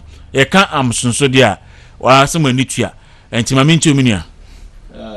Demonstrators nsa mo mu kan die na kakra because wo ko oye kire no akokire oman no se na wo pese yeye na ebebo ye nyina that is kebi mamin kebi amamu ne nyina ye bu e wo man we mu na se okokire wadwene a ehu behia se ye de arms beko minji ndi sa se wo de arms e ko na se o wo botaye fufuro bi nti a o ko sa oye kire no na se mo ko no mo de ahye mutrim se mo ko akoya ma basa aba na Ghana e wono ye nyina ye nim. We are known for the peace. Asumdwe na wo man ni na wo se etumi maintain. Na amra ne de amra bebre wo ho a kire se yentumi ma wo ho kwan se omo bekọ na omo de arms akwakoye sa oye kire no. Ti so omo bibi omo kọ de a ne meka cho omo so omo nkọ na omo nkọ kire omo adwin peacefully. Na omo mra metina fie. Na arms ne de omo de ka ho de a na te se omo afun kwan na se bibi omo fa no enya kwan pa a ebeboa oman no. Enti no kakra meka fa sa oye kire ne ho no. Na menua eka 11 sansam na 11 no o hwa NDC for ene di kan etum futrogu Ghana fo ani omde anua ebegu ye gare mu ene ma anya ye de ba so tena CD na analyze hu se 11 na ye de aba no e ba beboa yen bi so o hwa under NDC time na memu ye de mo so mo ko IMF 3 years omo ma 1 billion every year bia 300 million sa for 3 years. But 11 year yakwaji within a year an average of 1.2 billion betumi erikupi as a government at the abo man no IMF and NDC for call and Mahama no enhehye ya ho bebre scan so aketu abi 1 billion over 3 years ebenya more than 1 billion in just a year under 11 anything no mudi kan dim recover to an futogu Ghana for any say na Ghana for anyintum because we are the papa say be boan under IMF you cancel employment of public sector for 5 years ni amfo obi adwuma mu teacher training allowance ye twemu nurse allowance ye twemu nyama bebre wo ho ayentumi anye as a government under IMF o mampeni da Mahama ede ye kokoshe ho bananado aye mampeni ote akonwa so ehwe niema aye ko na hu se da bisi ye san so kase ye ko sa line na emwa yen enti de 11 eba na yanka say yen generate your funds ni emfa entu oman no enko nanim eniti na de 11 number na megidi say Ghana for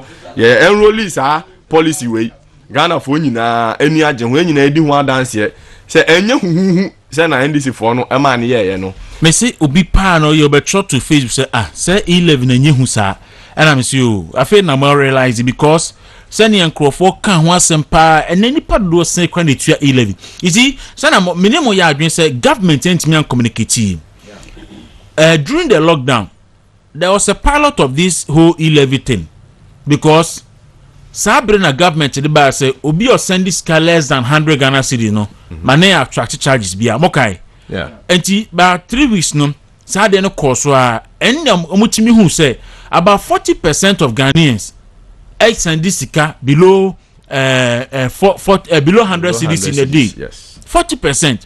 Enti aya nan people for me tie mudi Dr. Mahmoud Bawumia kan say ono de na dwimu no onwin ni say charge le because momota because bodwa for no be ko send 5 cedis 10 cedis na and 11 ba ye charge bodwa ni bia obi o send ya kosi 100 cedis on kan ho but yen timi anya den an kan chechire mu afi na nkrofo ka say 11 ni kurenye hu sa menia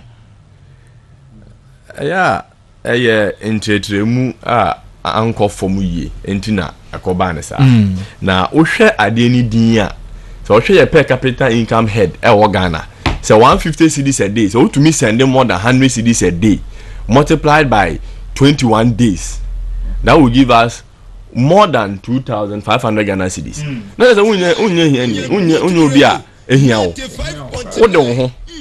O share your per capita income here the World Bank na yina. That means what the ho? But amamu papa de ene hye pa ne nam.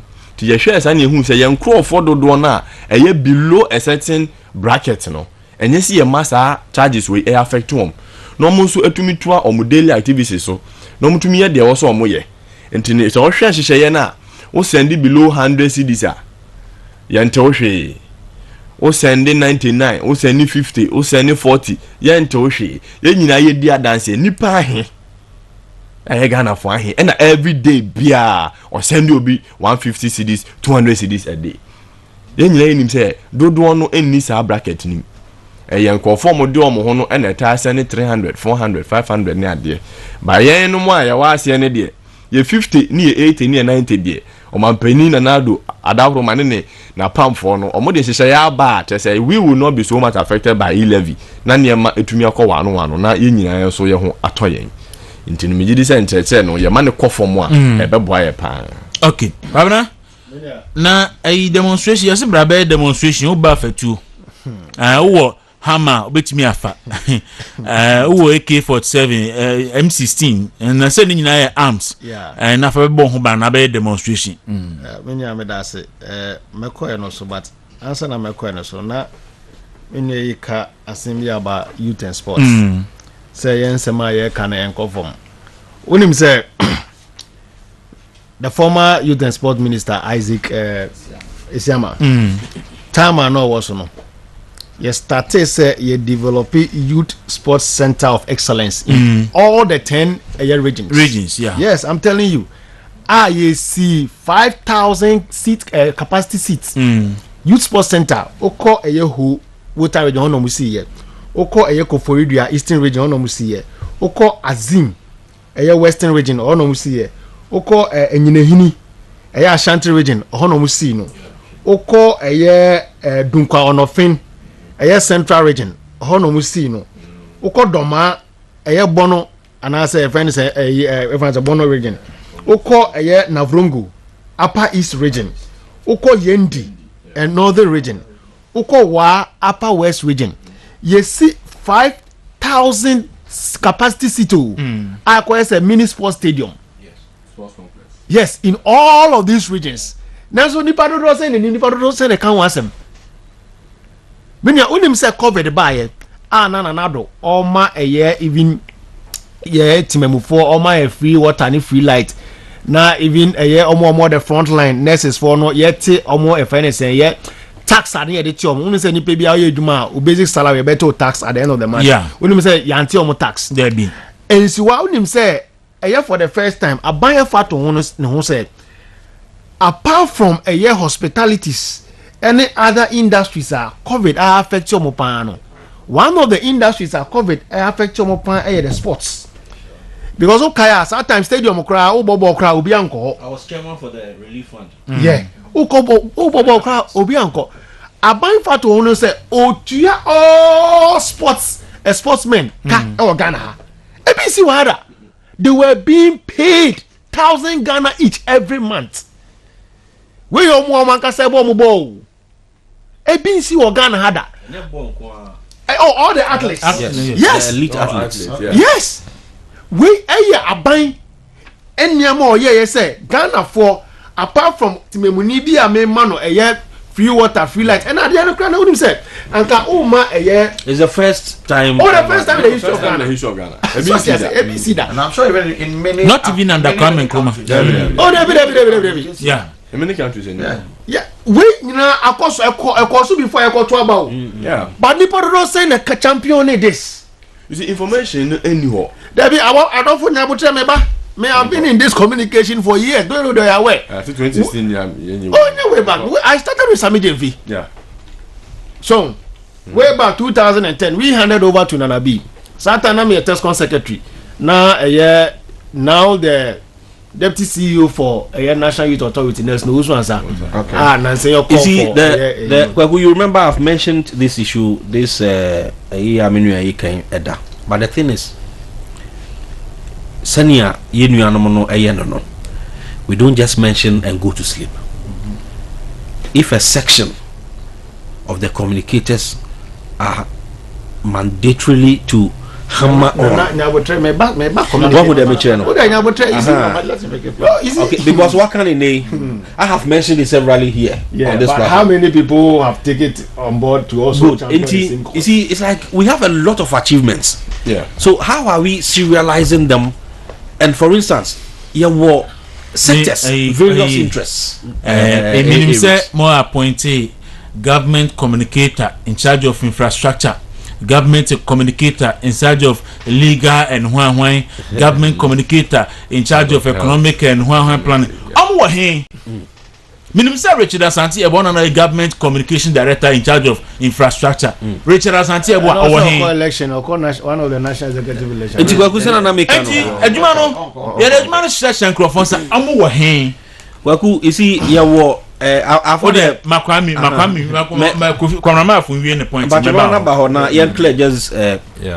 I've had the chance to meet the Honorable Information Minister. In fact, currently, he's put together all government agencies, PROs, on a platform. They are on a dashboard called the Bonsu. So, Honorable Tia, I think, say a month for percent, with the Bonsu dashboard. Okay. Now, what it does is this. There are a lot of achievements, but we can't put all of them together out in a day, and I say in a month or in a year. And what he tried to do is, the dashboard is to assist spread the information. And to say BB cost so me say afe ni aye sa youth resource centers no. Now our capacity, it has also 7 sporting disciplines within the in fact it's very massive. Okay. Yes, within the complex. Inti say eno ne person ye broadcaster that moment no or me fan say for the week no you check it across the media way story abia yes and I say enkonko clash with another national story ebema when impact no aye ayira very good until then there will be signals okay and na abia Ministry of abia defense omo ma abia security equipment or whatever is it, it's a major way until the 2 more that moment no other story should fly. That should be okay. Except no. All right. How do you link that to the other aspects of the communication? Very good, especially the party communication. Because the PROs, they don't go on radio, they don't go on TV. Good. They are mostly in their offices. Exactly. It's in so the what feedback impact is it making? Good. I accept it. Good microphone we wanna. So the dynamic can say, yeah. So platform no. I say you link with the party communicators. Good. Or government communicators. Because all PROs with government agencies, most of them see themselves as public servants. Public servants. Yes. On radio so. On TV so. And also even typing on WhatsApp platform, he or she would not even want to associate himself or herself to government activities. Good. And now, echo radio so, echo TV no so. What information do we have? All right. There should be a workshop to diagnose all these problems. Yeah,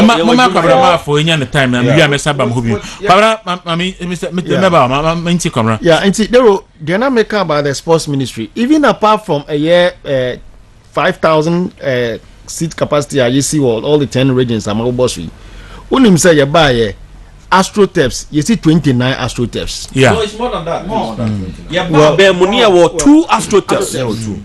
Now we are counting over 150 AstroTurfs. Yes. Every constituency now, or now will be. Yes. Yes. More than. In fact, the doors more than 29. Stand for the thanks for the correction. Dodo send ya bohudero. you see some of the things wrong Daru Bono and be an say bankran I support say community say identity the there should be a sightseeing campaign. Strategic attempt. That's agreed. To market the project in the constituency. And then the first hand information we need to so to market it in the constituency. So and now again now Miniano can about a friend is PROs to help the government communication team. Minia are entirely wrong. Oh no, please. I was just giving point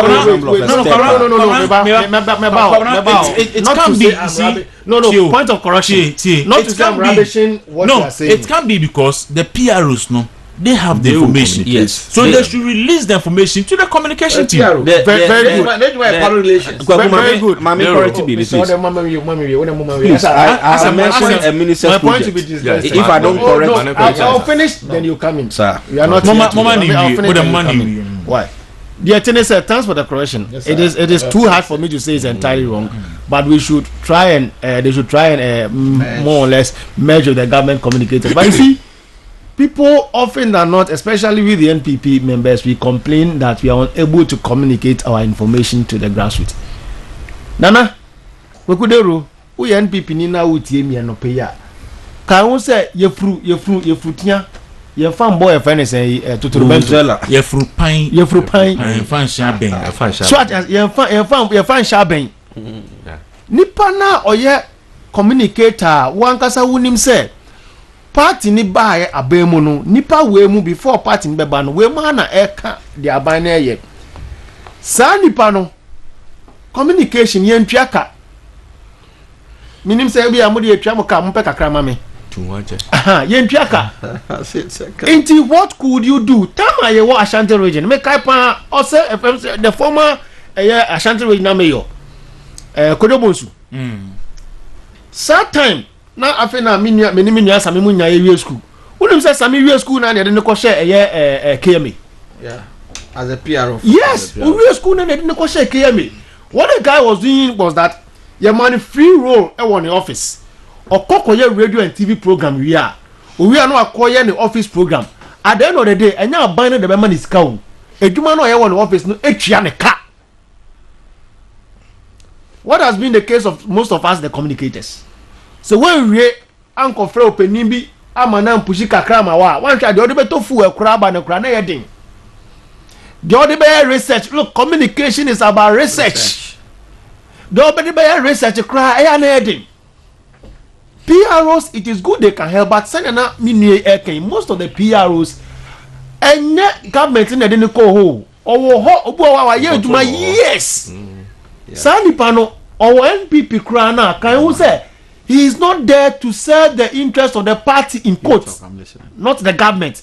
Government don't there, but the party in quotes. Intino, yes. What can't we do? Sir, you bet me attach a government communicators.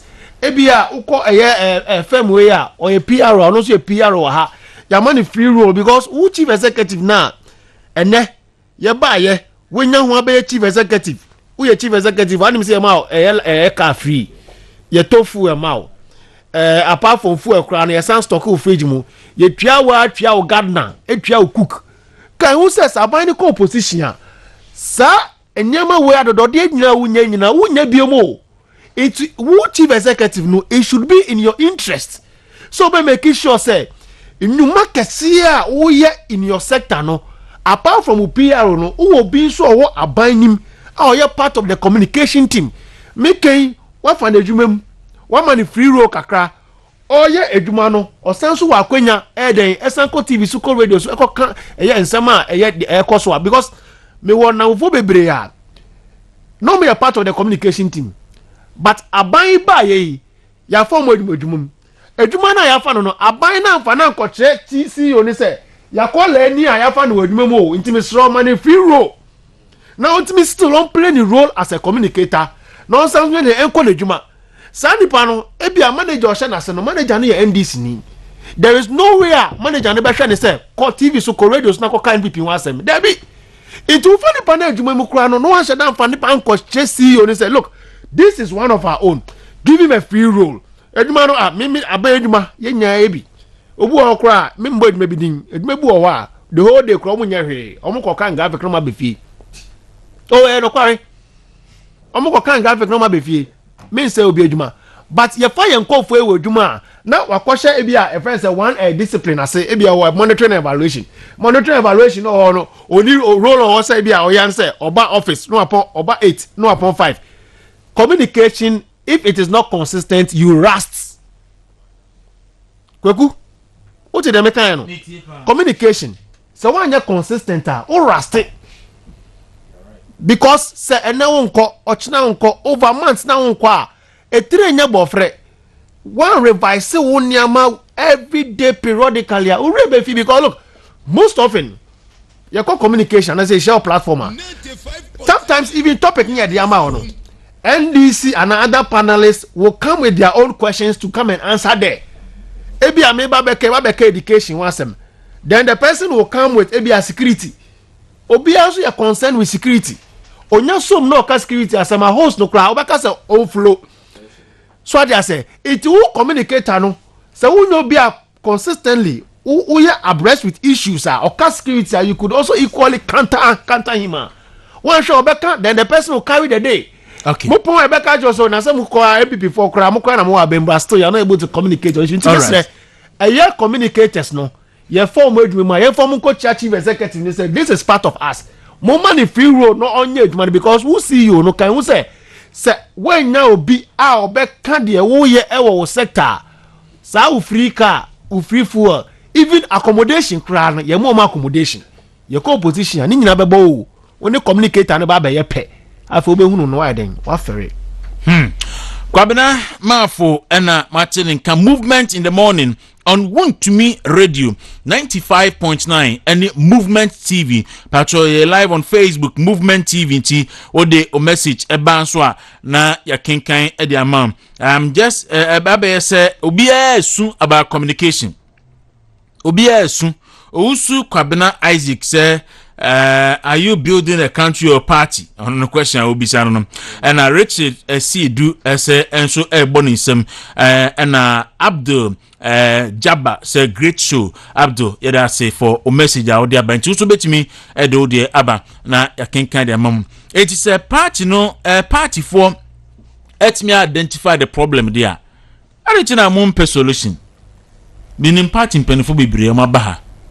I'm a better here. Our musu communication. Monsusu mun said that party in penny force more level. Monsusu musu communication. But we said na see for na me kwa grassroots for musu communication. Like just a munim problem no. Why na said they say so solve problem no. Problem no obi asadi o. Nipa bi asadi say see timi solve problem because obi identify o capo ya ye adwuma bebre nsu ntimi mo ho dawuru.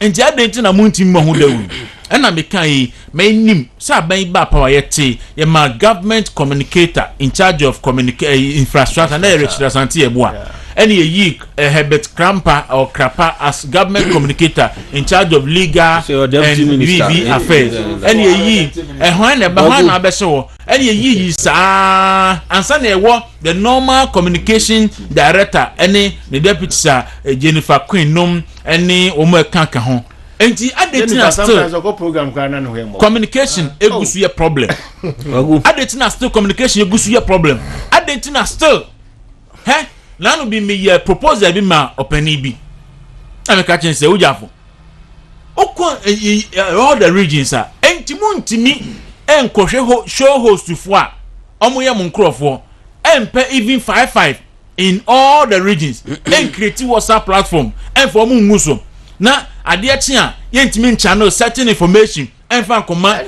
certain agenda no emma host for enka emma ye host for nya bibi kakra and fan pom mirimu na mo so ehun say omo so ye adwuma host for aye adwuma for the party from opposition emu bu on starting from you 2016 ebi as NDC mini power bi aka radio adwuma ye ni ejaye aka bi ayentimi anto aso ambisine fiti Eastern region eri ase kura na me ka oha na kwame na communication director no amu a ye na ye adwuma na at point tell in adwuma man David Pra me fa phone fe no kura won fa kwaku yeah. You see, so when man says so hema communication no etimi yi.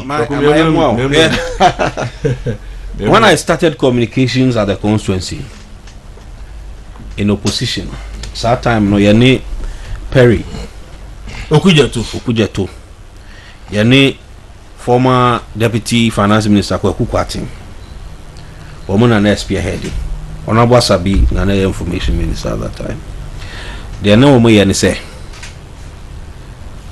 information no ebo anu na wo mo spread it obi answer kan dey enti at every point you know what is of importance for the week and answer for the day no enti anya hwekra obeka ho bibi enti asemo a oboho no eka enipa asum so enti na me kan about honorable information minister current ne anamobi otu ye it was to curb something and only say most of the bohu ebia with government agency be na attack koho PRO no has limited information because ni CEO kwa onka ho the minister did all he could to get the CEOs and the PROs to work exactly even for some of them to join management ebi mo ha PRO no onye a member of the management of the agency. Until these were steps, and it's a very laudable one, and we applaud the minister. Important. But the PROs want to see the end of the Bonsu project. Meaning, say they are better as a man. So the various constituency, yes, the various constituency communication directors, yes, any regional communication directors, so could they have a deficiency? Find a way of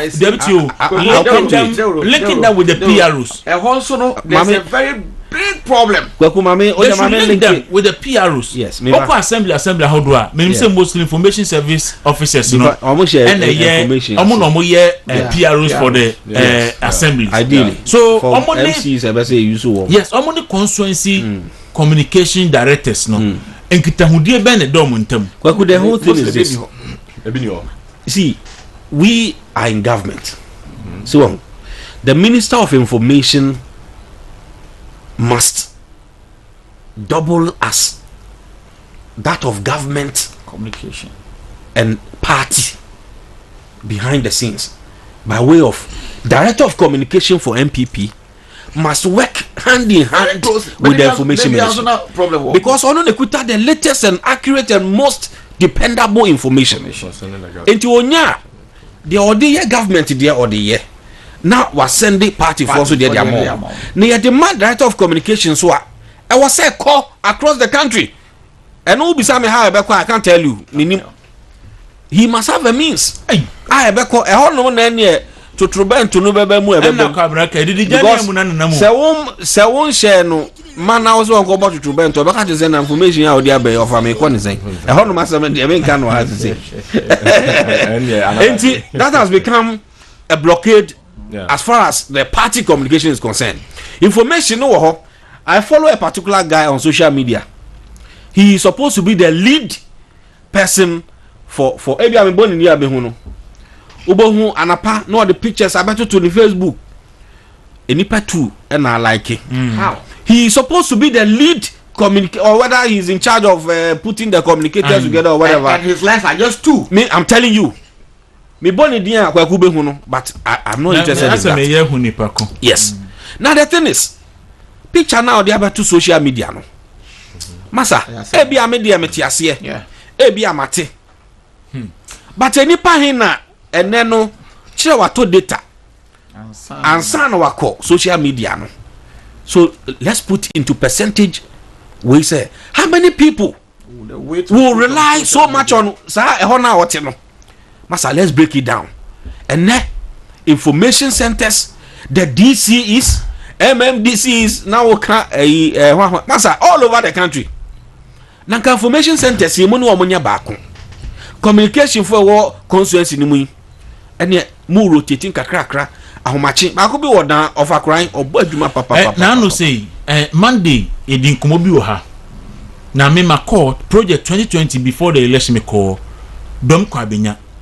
Government AC 500 unit apartment for Ghana Police Service. Yeah. Do you know sir Nkrofo nim? obi anim enti me call ho that is around November 2020 good me call am say afi no madu second floor and Monday na ho asem ba e program na me free constituency me free so ma wi a omu painting can you imagine omu wi a omu paint but sin ne mo ha nyina mo yempani for communicators me nim mo do enim say government AC 500 unit police apartment ewo dom kwa benya ama aban size baabi a police fo nyina be kwa fuel om cars ewo ho awon ko the normal filling station nkonko ye awon say training school ho dom kwa benya ha ya o na can you imagine 500 unit class ayi maybe can be classroom 500 unit housing ayi for police yes na ewo sumase na obi anim kwaku me show my mainland na nya the way you best the government appointees especially at the local level look every ni ho we don't have time minim sense ma yeka nyina ekosisi kaso let's be very frank with ourselves and some ma yeka nyina ko jina funds financing me ti hey prior to the 2020 election in my constituency me ko gather communicators supportive communication prior to the election because I realized there was a gap. We did all we could because I am still part and parcel of them, a former constituency officer and other things. The people, it's not as if so much, even though and come because the party is in power, and then as some will be different from when the party goes to opposition. Into every way a means. I bet me a cushion one more. De biano womo can sempa efa party no ani ade kwaku I think that ebraso say what say na de bia yesre man pani no na no penso ababie mu reshuffle no yesre wo ebaso wa sansami enipa bi tie enra match ya wo hwe yi akwa na oba mu be she go no friends and last person Bukari and one of I think Bukari he came in and delivered the goal sure masa oti bench no o wasema na coach ni yeden catch no kwa fa you see we hwe na lap no bonisi fa masa oba mu no a na o deliver and the changes in governance here na very important one say city na one more abia and then a lot of responsibilities into ideas or the buy any energy or the buy no weighing out ye ma be brain ya den enko chefie communication ya ken masa obenya obi obebo obete ne te amansama ya ken nyina no okay yeah can about me fa we ntwem 2020 personally me am wo volunteers group ayete ya na ye pese ye call round ye gather information at the boy the to me cause CEOs be ho information e from person bebra o mama ministries need be information no they didn't want to give us the information and was see use more of the internet near the information no no so see ayi won't be kura na ya edit ayi kakra ba bi ana megwa mesuduku na kwama oni kwamra mo ba hoyi ato da bi wa radio station as wa ofe ebi MC bi ana see obi ana obi kura mra na omeka ne ya wa ye kura no obe friend no afre na fe gise umu okura opa ne chew wo ma no on free platform nya so ogene capru on fa mra no fa na djuma mra fa mekire no meka ho asem no obe pa ne chew afre no a omua na ebe de na communication no atimi akom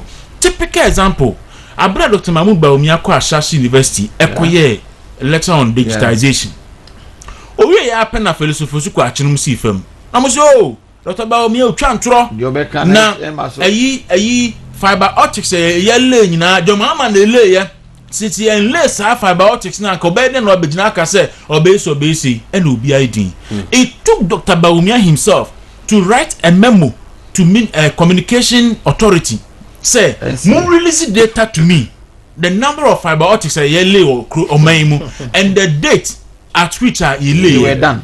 Could you believe say you need data and information by no just about 2 or 6% and then lay by NDC that can you nya kan nyina eye omampane kofo and na medjo ni nyina na na kofo ado by ni ayi banaka except na Dr. Baomi antu sa na mo na aka ye ja aka communication authority no etna ase ama NDC philosophy su ko achine mo kan say omo na lay ni nyina musifi ase akonof omo na lay ni nyina na we ni ride na anka na di ekumu saa na anka ekọ meanwhile enipa asana mo kan wa wote wono wo position a occupy na yeko terminus to the stay of a government in power. Yes.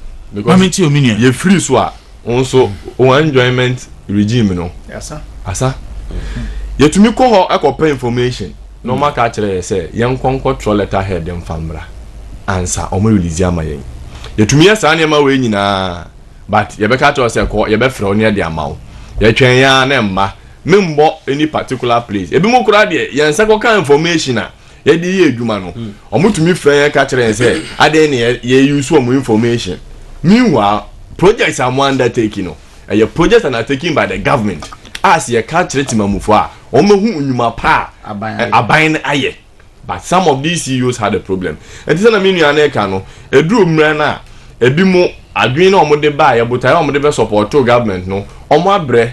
Now, Okono so dear. Bema baby, one baby na. Thank you. To some more como kune CDA. And your best on my pain and I do. Don't go for now. On reshuffling kakra. Not just say new people will also pick the helm of affairs and also. Mami Joe bite on this communication issue na into us. That is a Maccabi, but the American one is say we need to look at bringing in some new faces at the helm of affairs. Fortunately for us, ye were amount for by more communications handle the IAE. Ubo minya Perry Okuje to Kuku Kwatem top Perry. These are I mean Perry is a seasoned communications guy. Normal people don't see him in the front banner, but what the guy does in communication is super. When he was hosting the minority caucus at the Joy, yes, I was behind him assisting with all the so after I made more Mount Crest University College. I was a junior assistant registrar. Very super. And I think so we have other guys in the system with him here. A sanitized communication system now my Yanka say obi by onye obi abe na from the we be fiasem.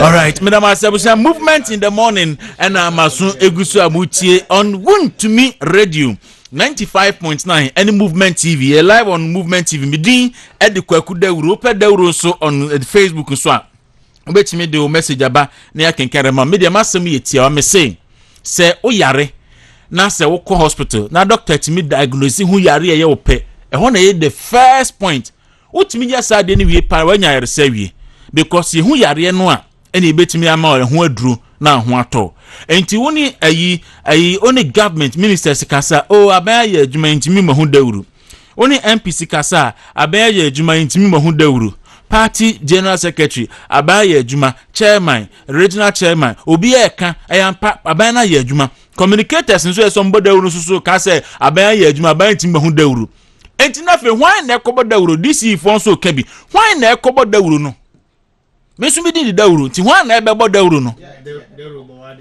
o say ansa me nti obianka hwan na ebebo dawuru no asema okay wacha say me na mesi ayi hwan na ebebo dawuru no na fe omampane akufa da dwuma yi enkrofo ate yanka bi maw some years back you realize say you are by more we control the media landscape. Yes. The entisa. Yes. Even people who were fighting for us are now against us.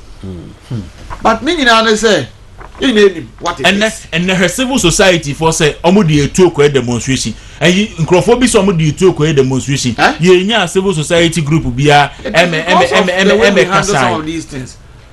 Because yeah civil society o dey imagine sanka MPP for na say omudi etu ko demonstration and ba na you can imagine the number of civil society for issue statement to condemn it.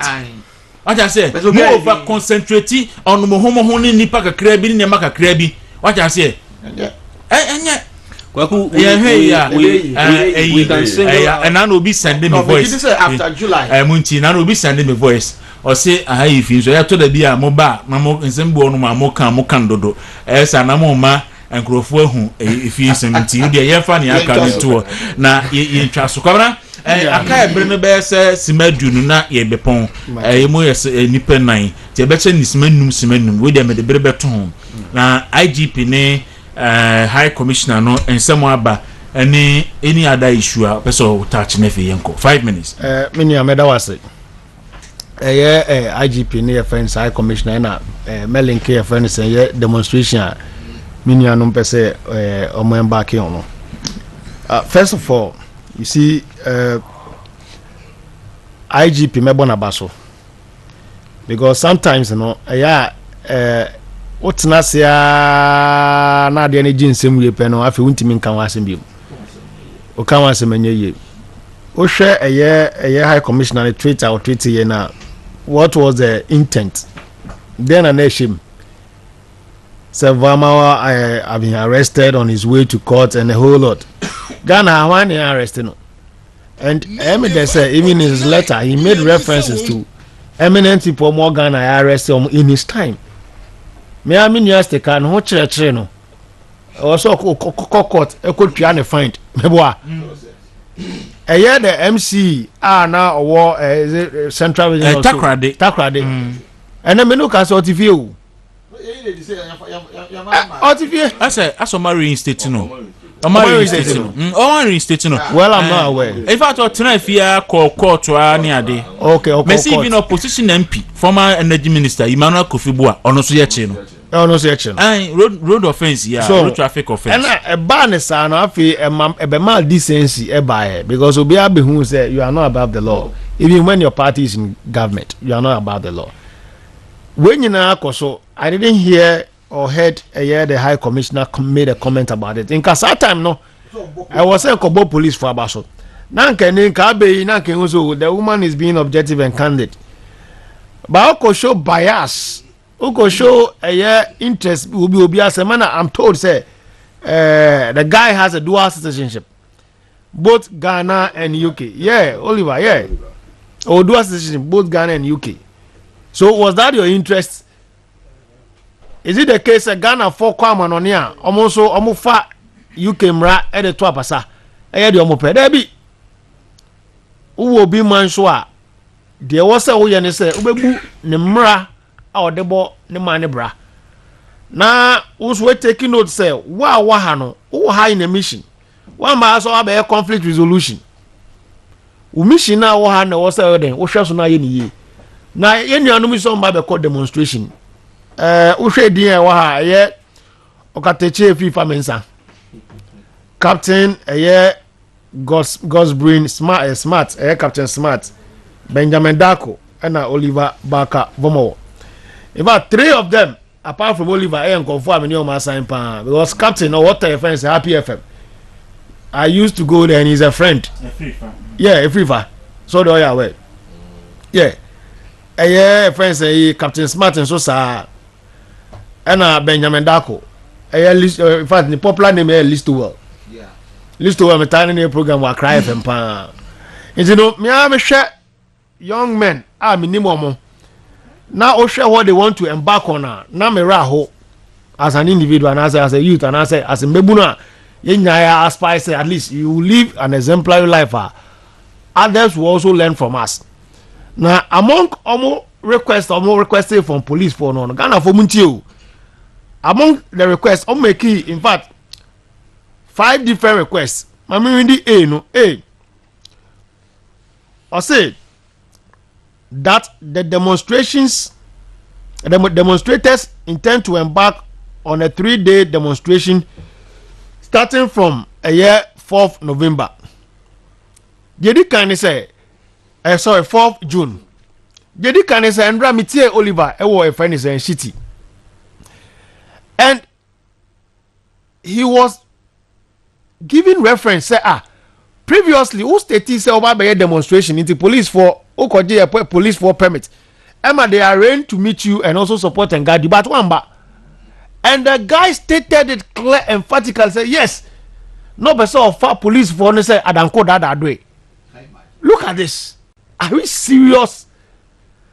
And the SMBC say inti 4th June our person was 33-day demonstration in Solo. What are the plans that you have put in place? Also, I just put it in the letter, but the intended demonstration is on 10th June. Not just again, Obesa of our police for the side and what? Shagana, in terms of a year police, a year human offense, a population ratio. In fact, the UN a year chapter nature said it was at least a year one policeman to a year 5,000 a year 500 offense a year citizens. Already, Yankasan, in terms of our men who are supposed to guard us and provide us security in Yankasan, and so now you have this intention, say, oh, kwa demonstration. Omumba provide this security now. Meanwhile, behind your thoughts, when you say demonstration, who intend to back back or no, you don't intend to embark on any demonstration. Rather, open so farmer say, I don't call that address. What? And this guy is being allowed to walk scot free. I think say it's about time the police to charge him. Also, because ultimate fire office MPND Agrosa. There are other responsibilities what police akache was somewhere. Again, what's answer yema kwana call a friend say a demonstration called GBC. Now omo protection a private security for na omo bar almost answer a two eba. The rule Ghanaian Oshame. I think these people they don't need to be taken serious. And so what's answer uko GBC Osaba ko grantee interview whether with their will or without their will.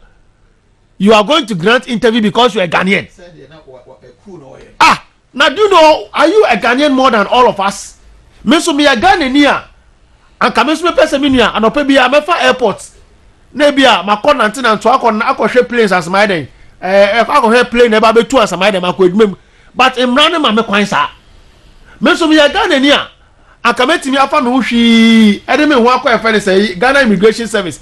Anopa me ko wa mako bia omodo ni nyina ma so bia ba adwuma sam je Ghanani me ye Ghanani an kanopa de me ya minim se entia mra ene se me sorry a na bia ma eden ma be 1990 street mu na bia ma shada akoso traffic say no so shada entia mra. All right, but emra e ya dia de shewu sem na o ka se emra entia mra ntino o fa on take advantage of the situation. I mean, you member for me that say Kwabrama for a member of the communication team and Motini can offer Mamma Hue na Usuminu Semanu. Okay, me start if IGP in San so. Na send IGP statement or the better home. Mimi Gidi say Ghana for Yambo IGP Abaso because the response was rapt and it was very, very needed as at the time. Because I was sure someone high commissioner Neka and Nra Enumina. Or see if, and I quote, or see if I had thought that there was the remotest chance of people going on the street with the statement I brought, I wouldn't be tweeting things like this. Because on one kasa high commissioner who said statement for the better hono and tray into on one kasa enumino sign. Like I said, unim say na bebana and one farmer to ho. It's a more see any and this is for person who defend the act. No more can say IGP and ye IGP and ye. So shall Vienna Convention in a use now. Article 3 clause D now. I say ascertaining by all lawful means conditions and developments in the receiving state and reporting thereon to the government of the sending state. Into high commissioner no some information Vienna Convention Act no emma no kwan ya wo so fa lawfully no dinya sa information no one fast akwan we so no wakako use ne Twitter handle e dey akọ this records no say IGP e wo ho kwan say onu so use similar medium e dey counter say in na nkofo hu say the country's security is not under threat. We are on top of our issues in this country. It's high time my high commissioners and diplomats who say you can't meddle in our internal affairs just because you think you have the power and you think you have the liberty to do that. Into the IGPA and the Yabona Baso, na yenina Ghana for your Tanechi, ye support Emano. Adeba Kubu America, Amwakoba statement to making Dr. Makuba statement to make here as Baumia been an outside as a captioner join news at the toe hono.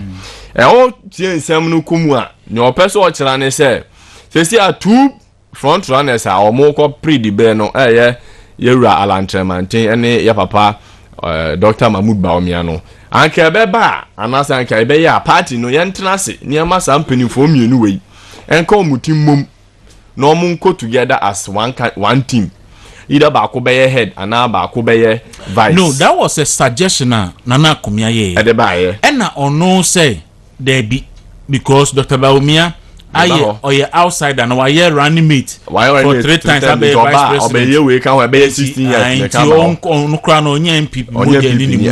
Oye young and he stated and I quote or say he's a young he's younger than the rest. So truthfully no, he's not a true blood MPP member. Na say na be kan dia say na ye mebu na tie nyina no. Ye nya true blood MPP members. Say ye dey mfie ne ye dey kan dia.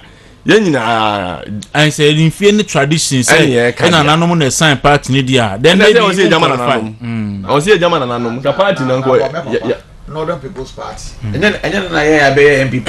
Exactly. And no go no kan ho. Say no ba kan ho. It is one we are going that tangent. I mean say emwa. I can't say na ye nyina ye beko akonwa na abeto ho ene adehie kwa kopribi enti ni migidi say Dr. Mahmoud Bawumia say or praise adibre na the best he can do Dr. Makoba is to encourage him so on also beko no me point ni say Dr. Makoba wo any reason to say Dr. Bawumia a contest here and now ye flag bearer krana I don't think that this is the proper channel because looking at or no any nim dia woni ade say oba abonti be ka say onipa part na ye no running mate for is it 4 times or 5 times for 2008 8 12 14 20 4 times no so oba ka say onye MPP ni dia then Dr. Makoba should come again or any other reason na fine but this particular reason on my it should come again and to tell us Dr. Mahmoud Bawumia is not a true party member just because he is younger than the rest. I know there say be enya adwen. And you best say statements be say no, you better assign because after election na ye ko no, ye be hia nka bom.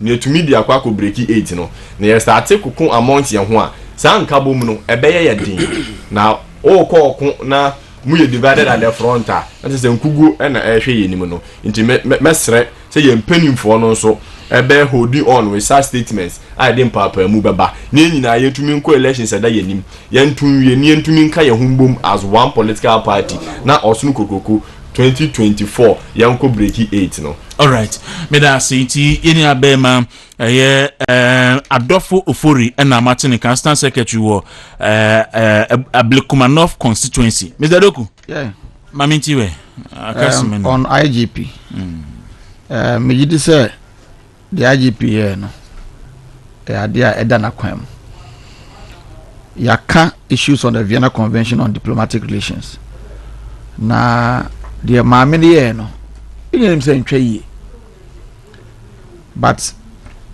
major no ewo ho I think say once she's come out to say said yo no wanyi ni ye no yemfansi ho but ebe yi a nka ne man na nkasa no omo sesa no ansana ono aka say bia bibisa my second statement be on the regional elections na you call Saturday training they will by Friday because you say elections na be call no be maintain your seats yes na megidi say eba no sa aye apart from the national coordinator Alaji Kamil Nasara coordinator ofri mu na numpo nipa na obesi na nan Alaji Kamil okay on the anko bi mo okoy ba olusu but Jeff no a deputy organizer tell Jeff nso ka executive committee no dada okay nipa obeka ho ye Eric Nati chairman dollar the immediate past chairman of Madina yeah sister constituency na minim say ono so de ne style bi e be kan executive no homa ama ayefe de e kati across omo campaign ne say mini paka echo around the region na what cut across from chairmanship to whoever they say they want to reclaim the seats that they lost na megidi say the delegates and constituency executives in the region we all want to see how we go about this process because in every elections sebe win as a party we must win in Greater Accra. We must win in Greater Accra. And no mesre, the executives of the region need the cooperation of everybody to succeed. The regional executives a monitoring of the constituencies. Enti ese na omedwuma no omtumi hwe constituencies ni yi. The constituency executives must also sit up. We need to do a lot of research into choosing candidates who can help us win the seats. Uhwe NDC a omo call into every election omo hwe say nipa na a lawyer and I say be a chartered accountant. I say a doctor. And also Tibrofo. Omo yi nipa party for no any most especially the constituency epeno. There are people within our party both NDC and people to amano. They cut across. And those are the people we should be looking for to stand for us in our constituencies. So obi incumbent. Na ye hwe na na ni ye emwa party na. Me ka chinchina chenyenfa no nkosa keke. We have instances party no akoye ata amanfo echi so mo nkosa keke ama ye the margins have been wide. Mr. Regional Executive Committee no say yenhwe yi na yekob iwie 2024 we either come back to 21 seats or we move further to 24 as we planned. We can do it. Since libi wo ho a NDC 4G ya enyo modia omodia bi so wo ho a yenso betimi aiden age. You need to research into all these constituencies and these problems and see how we do it together. Say kai ho bom as executive na ye dwuma eboa. South na make executive committee you know say you don't need to be friends to work in a political party. Party na wo momojam ana mo be hia and you know whatever it should take them to work as a unit, you know that's what they should be doing. Chairman no the chairman of the region. Mijidi say or the leadership style ebeba on board.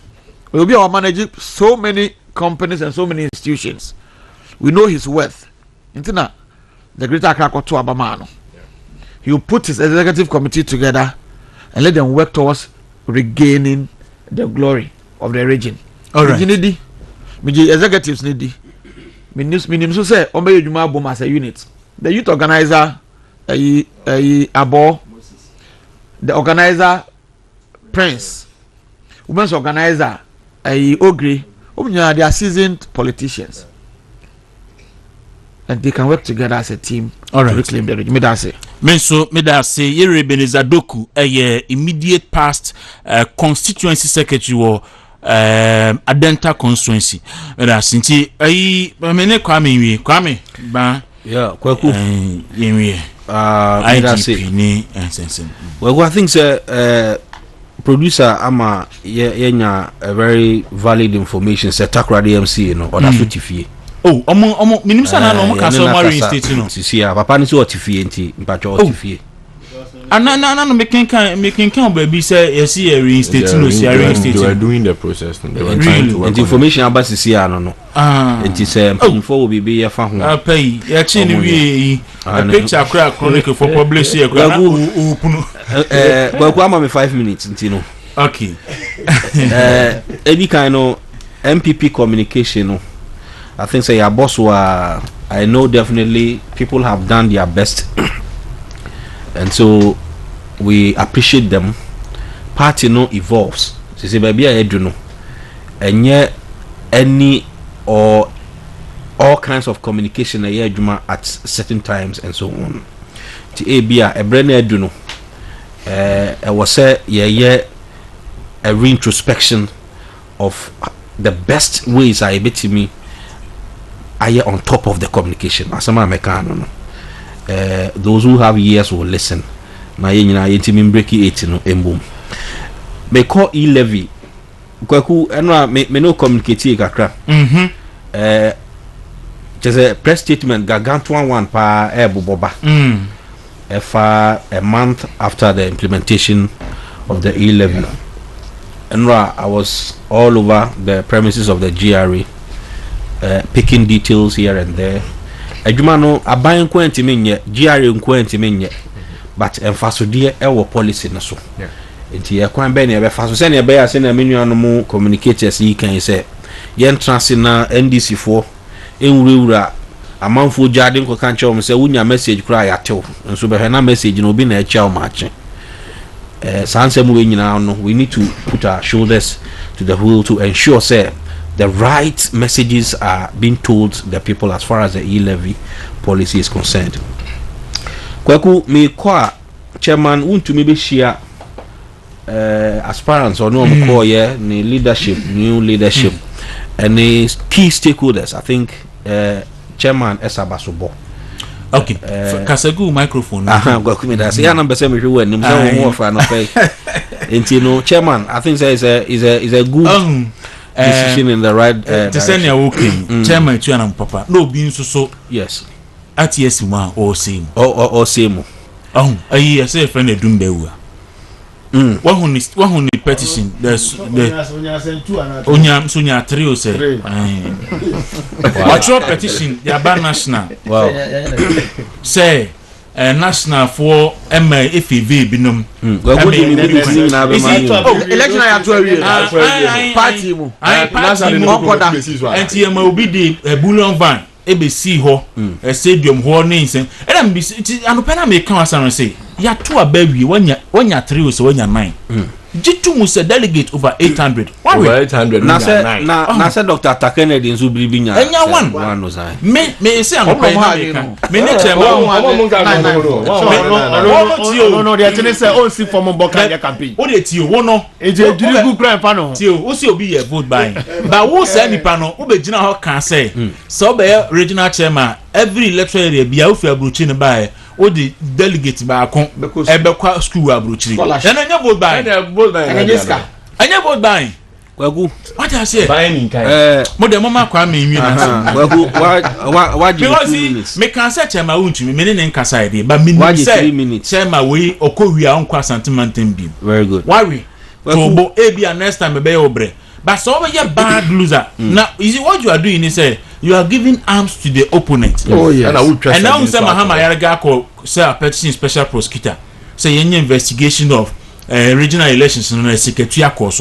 So sir edumbe we petition no is coming to influence Ebefuele Mahama Yarga no allegations are here be no. That's what he's coming to do. Wakumeba meka no kakra na sena na meka chema wontu ya. Say ebi kana akwaji kakra and the yes statement. Yes, so you best say other regional chairmen no and take cue from sa very positive movie. No mo shase enkeka wo mo echita for no emom. I think it's a good thing. And I'm happy even the venue of the meeting no. I think everybody is going to be relaxed to express themselves. Kwaku asamu awuke no media nke kamen kwa anka yemfansi heya because there was a vetting committee before the elections. Vetting committee no a different criteria and omo hwe ya omo dey approve nkofo say go and contest in the name of the party. Baby crowd omo si o yenja obi amane nko na wo man ka say people have served this party. It do be you see Obianka say a member, but contesting for positions there, you must be a unique one.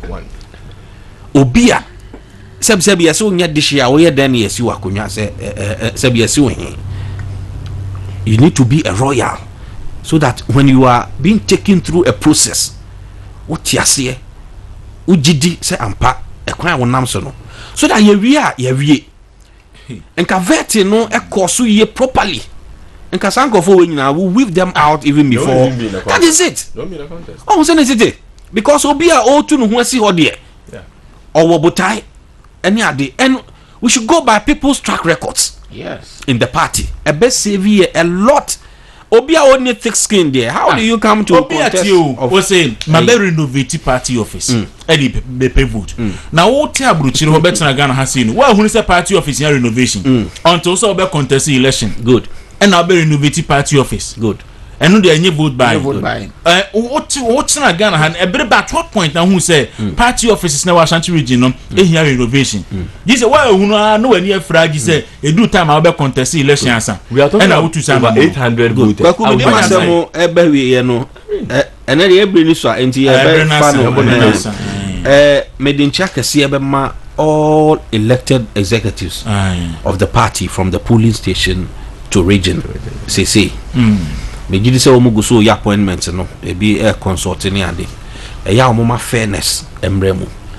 obi ho no mo a e bi lobby pa say wo is the beauty of the party's constitution na in fact a member of parliament be suggested be say in the future no yen try be fufuro say in order to avoid all these acrimonies from a former the basroni and some kikani papaya or the belmuni ade nyina no and then starting fisro and from mafom ya starting fisro if the party elects a flag bearer he should have certain powers to appoint persons here and there to minimize the vote buying all this so that if say nyina ya gidi say President Akufo-Addo and Adi Ekwa, you would do so he spreads certain kinds of powers across to appoint people because on Nunti and Yeko, we want the ultimate, the president.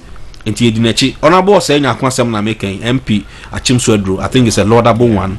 It's a research unit of the party, no, moving forward into the future. Yes, can look into it. Ebebwa masa ye we si say we akotua we ni sikasem bebre no. Nana from police station to yebe flag bearer election no. Sika masa yebe hwiegu in the name of looking for positions no. And kia de say sika no. Yes. Edi ko face NDC fo a nana transport. Well, yes, in I call for elections. Oh, say transport. Look, election even at the constituency level, party near very dormant. But the election, I call for election. But then I think we have to strengthen the vetting aspect of so your contestants. Yes. We should set very strict criteria. You see the party. You can do through, but you see, like in the case of Edumbewa. Disqualifying and you've had your time. It's what why. You see, the party has evolved. Don't forget, sir, there was a time not only the polling station chairman and Etwaba. And the evolve ya the ababe do say nipa enum ni nyina to.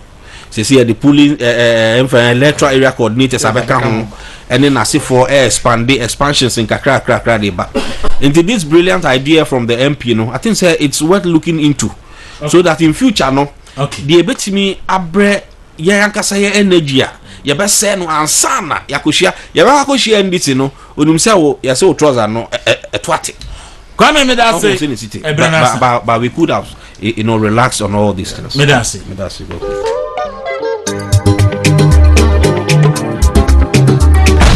it's a movement stronger than appetite.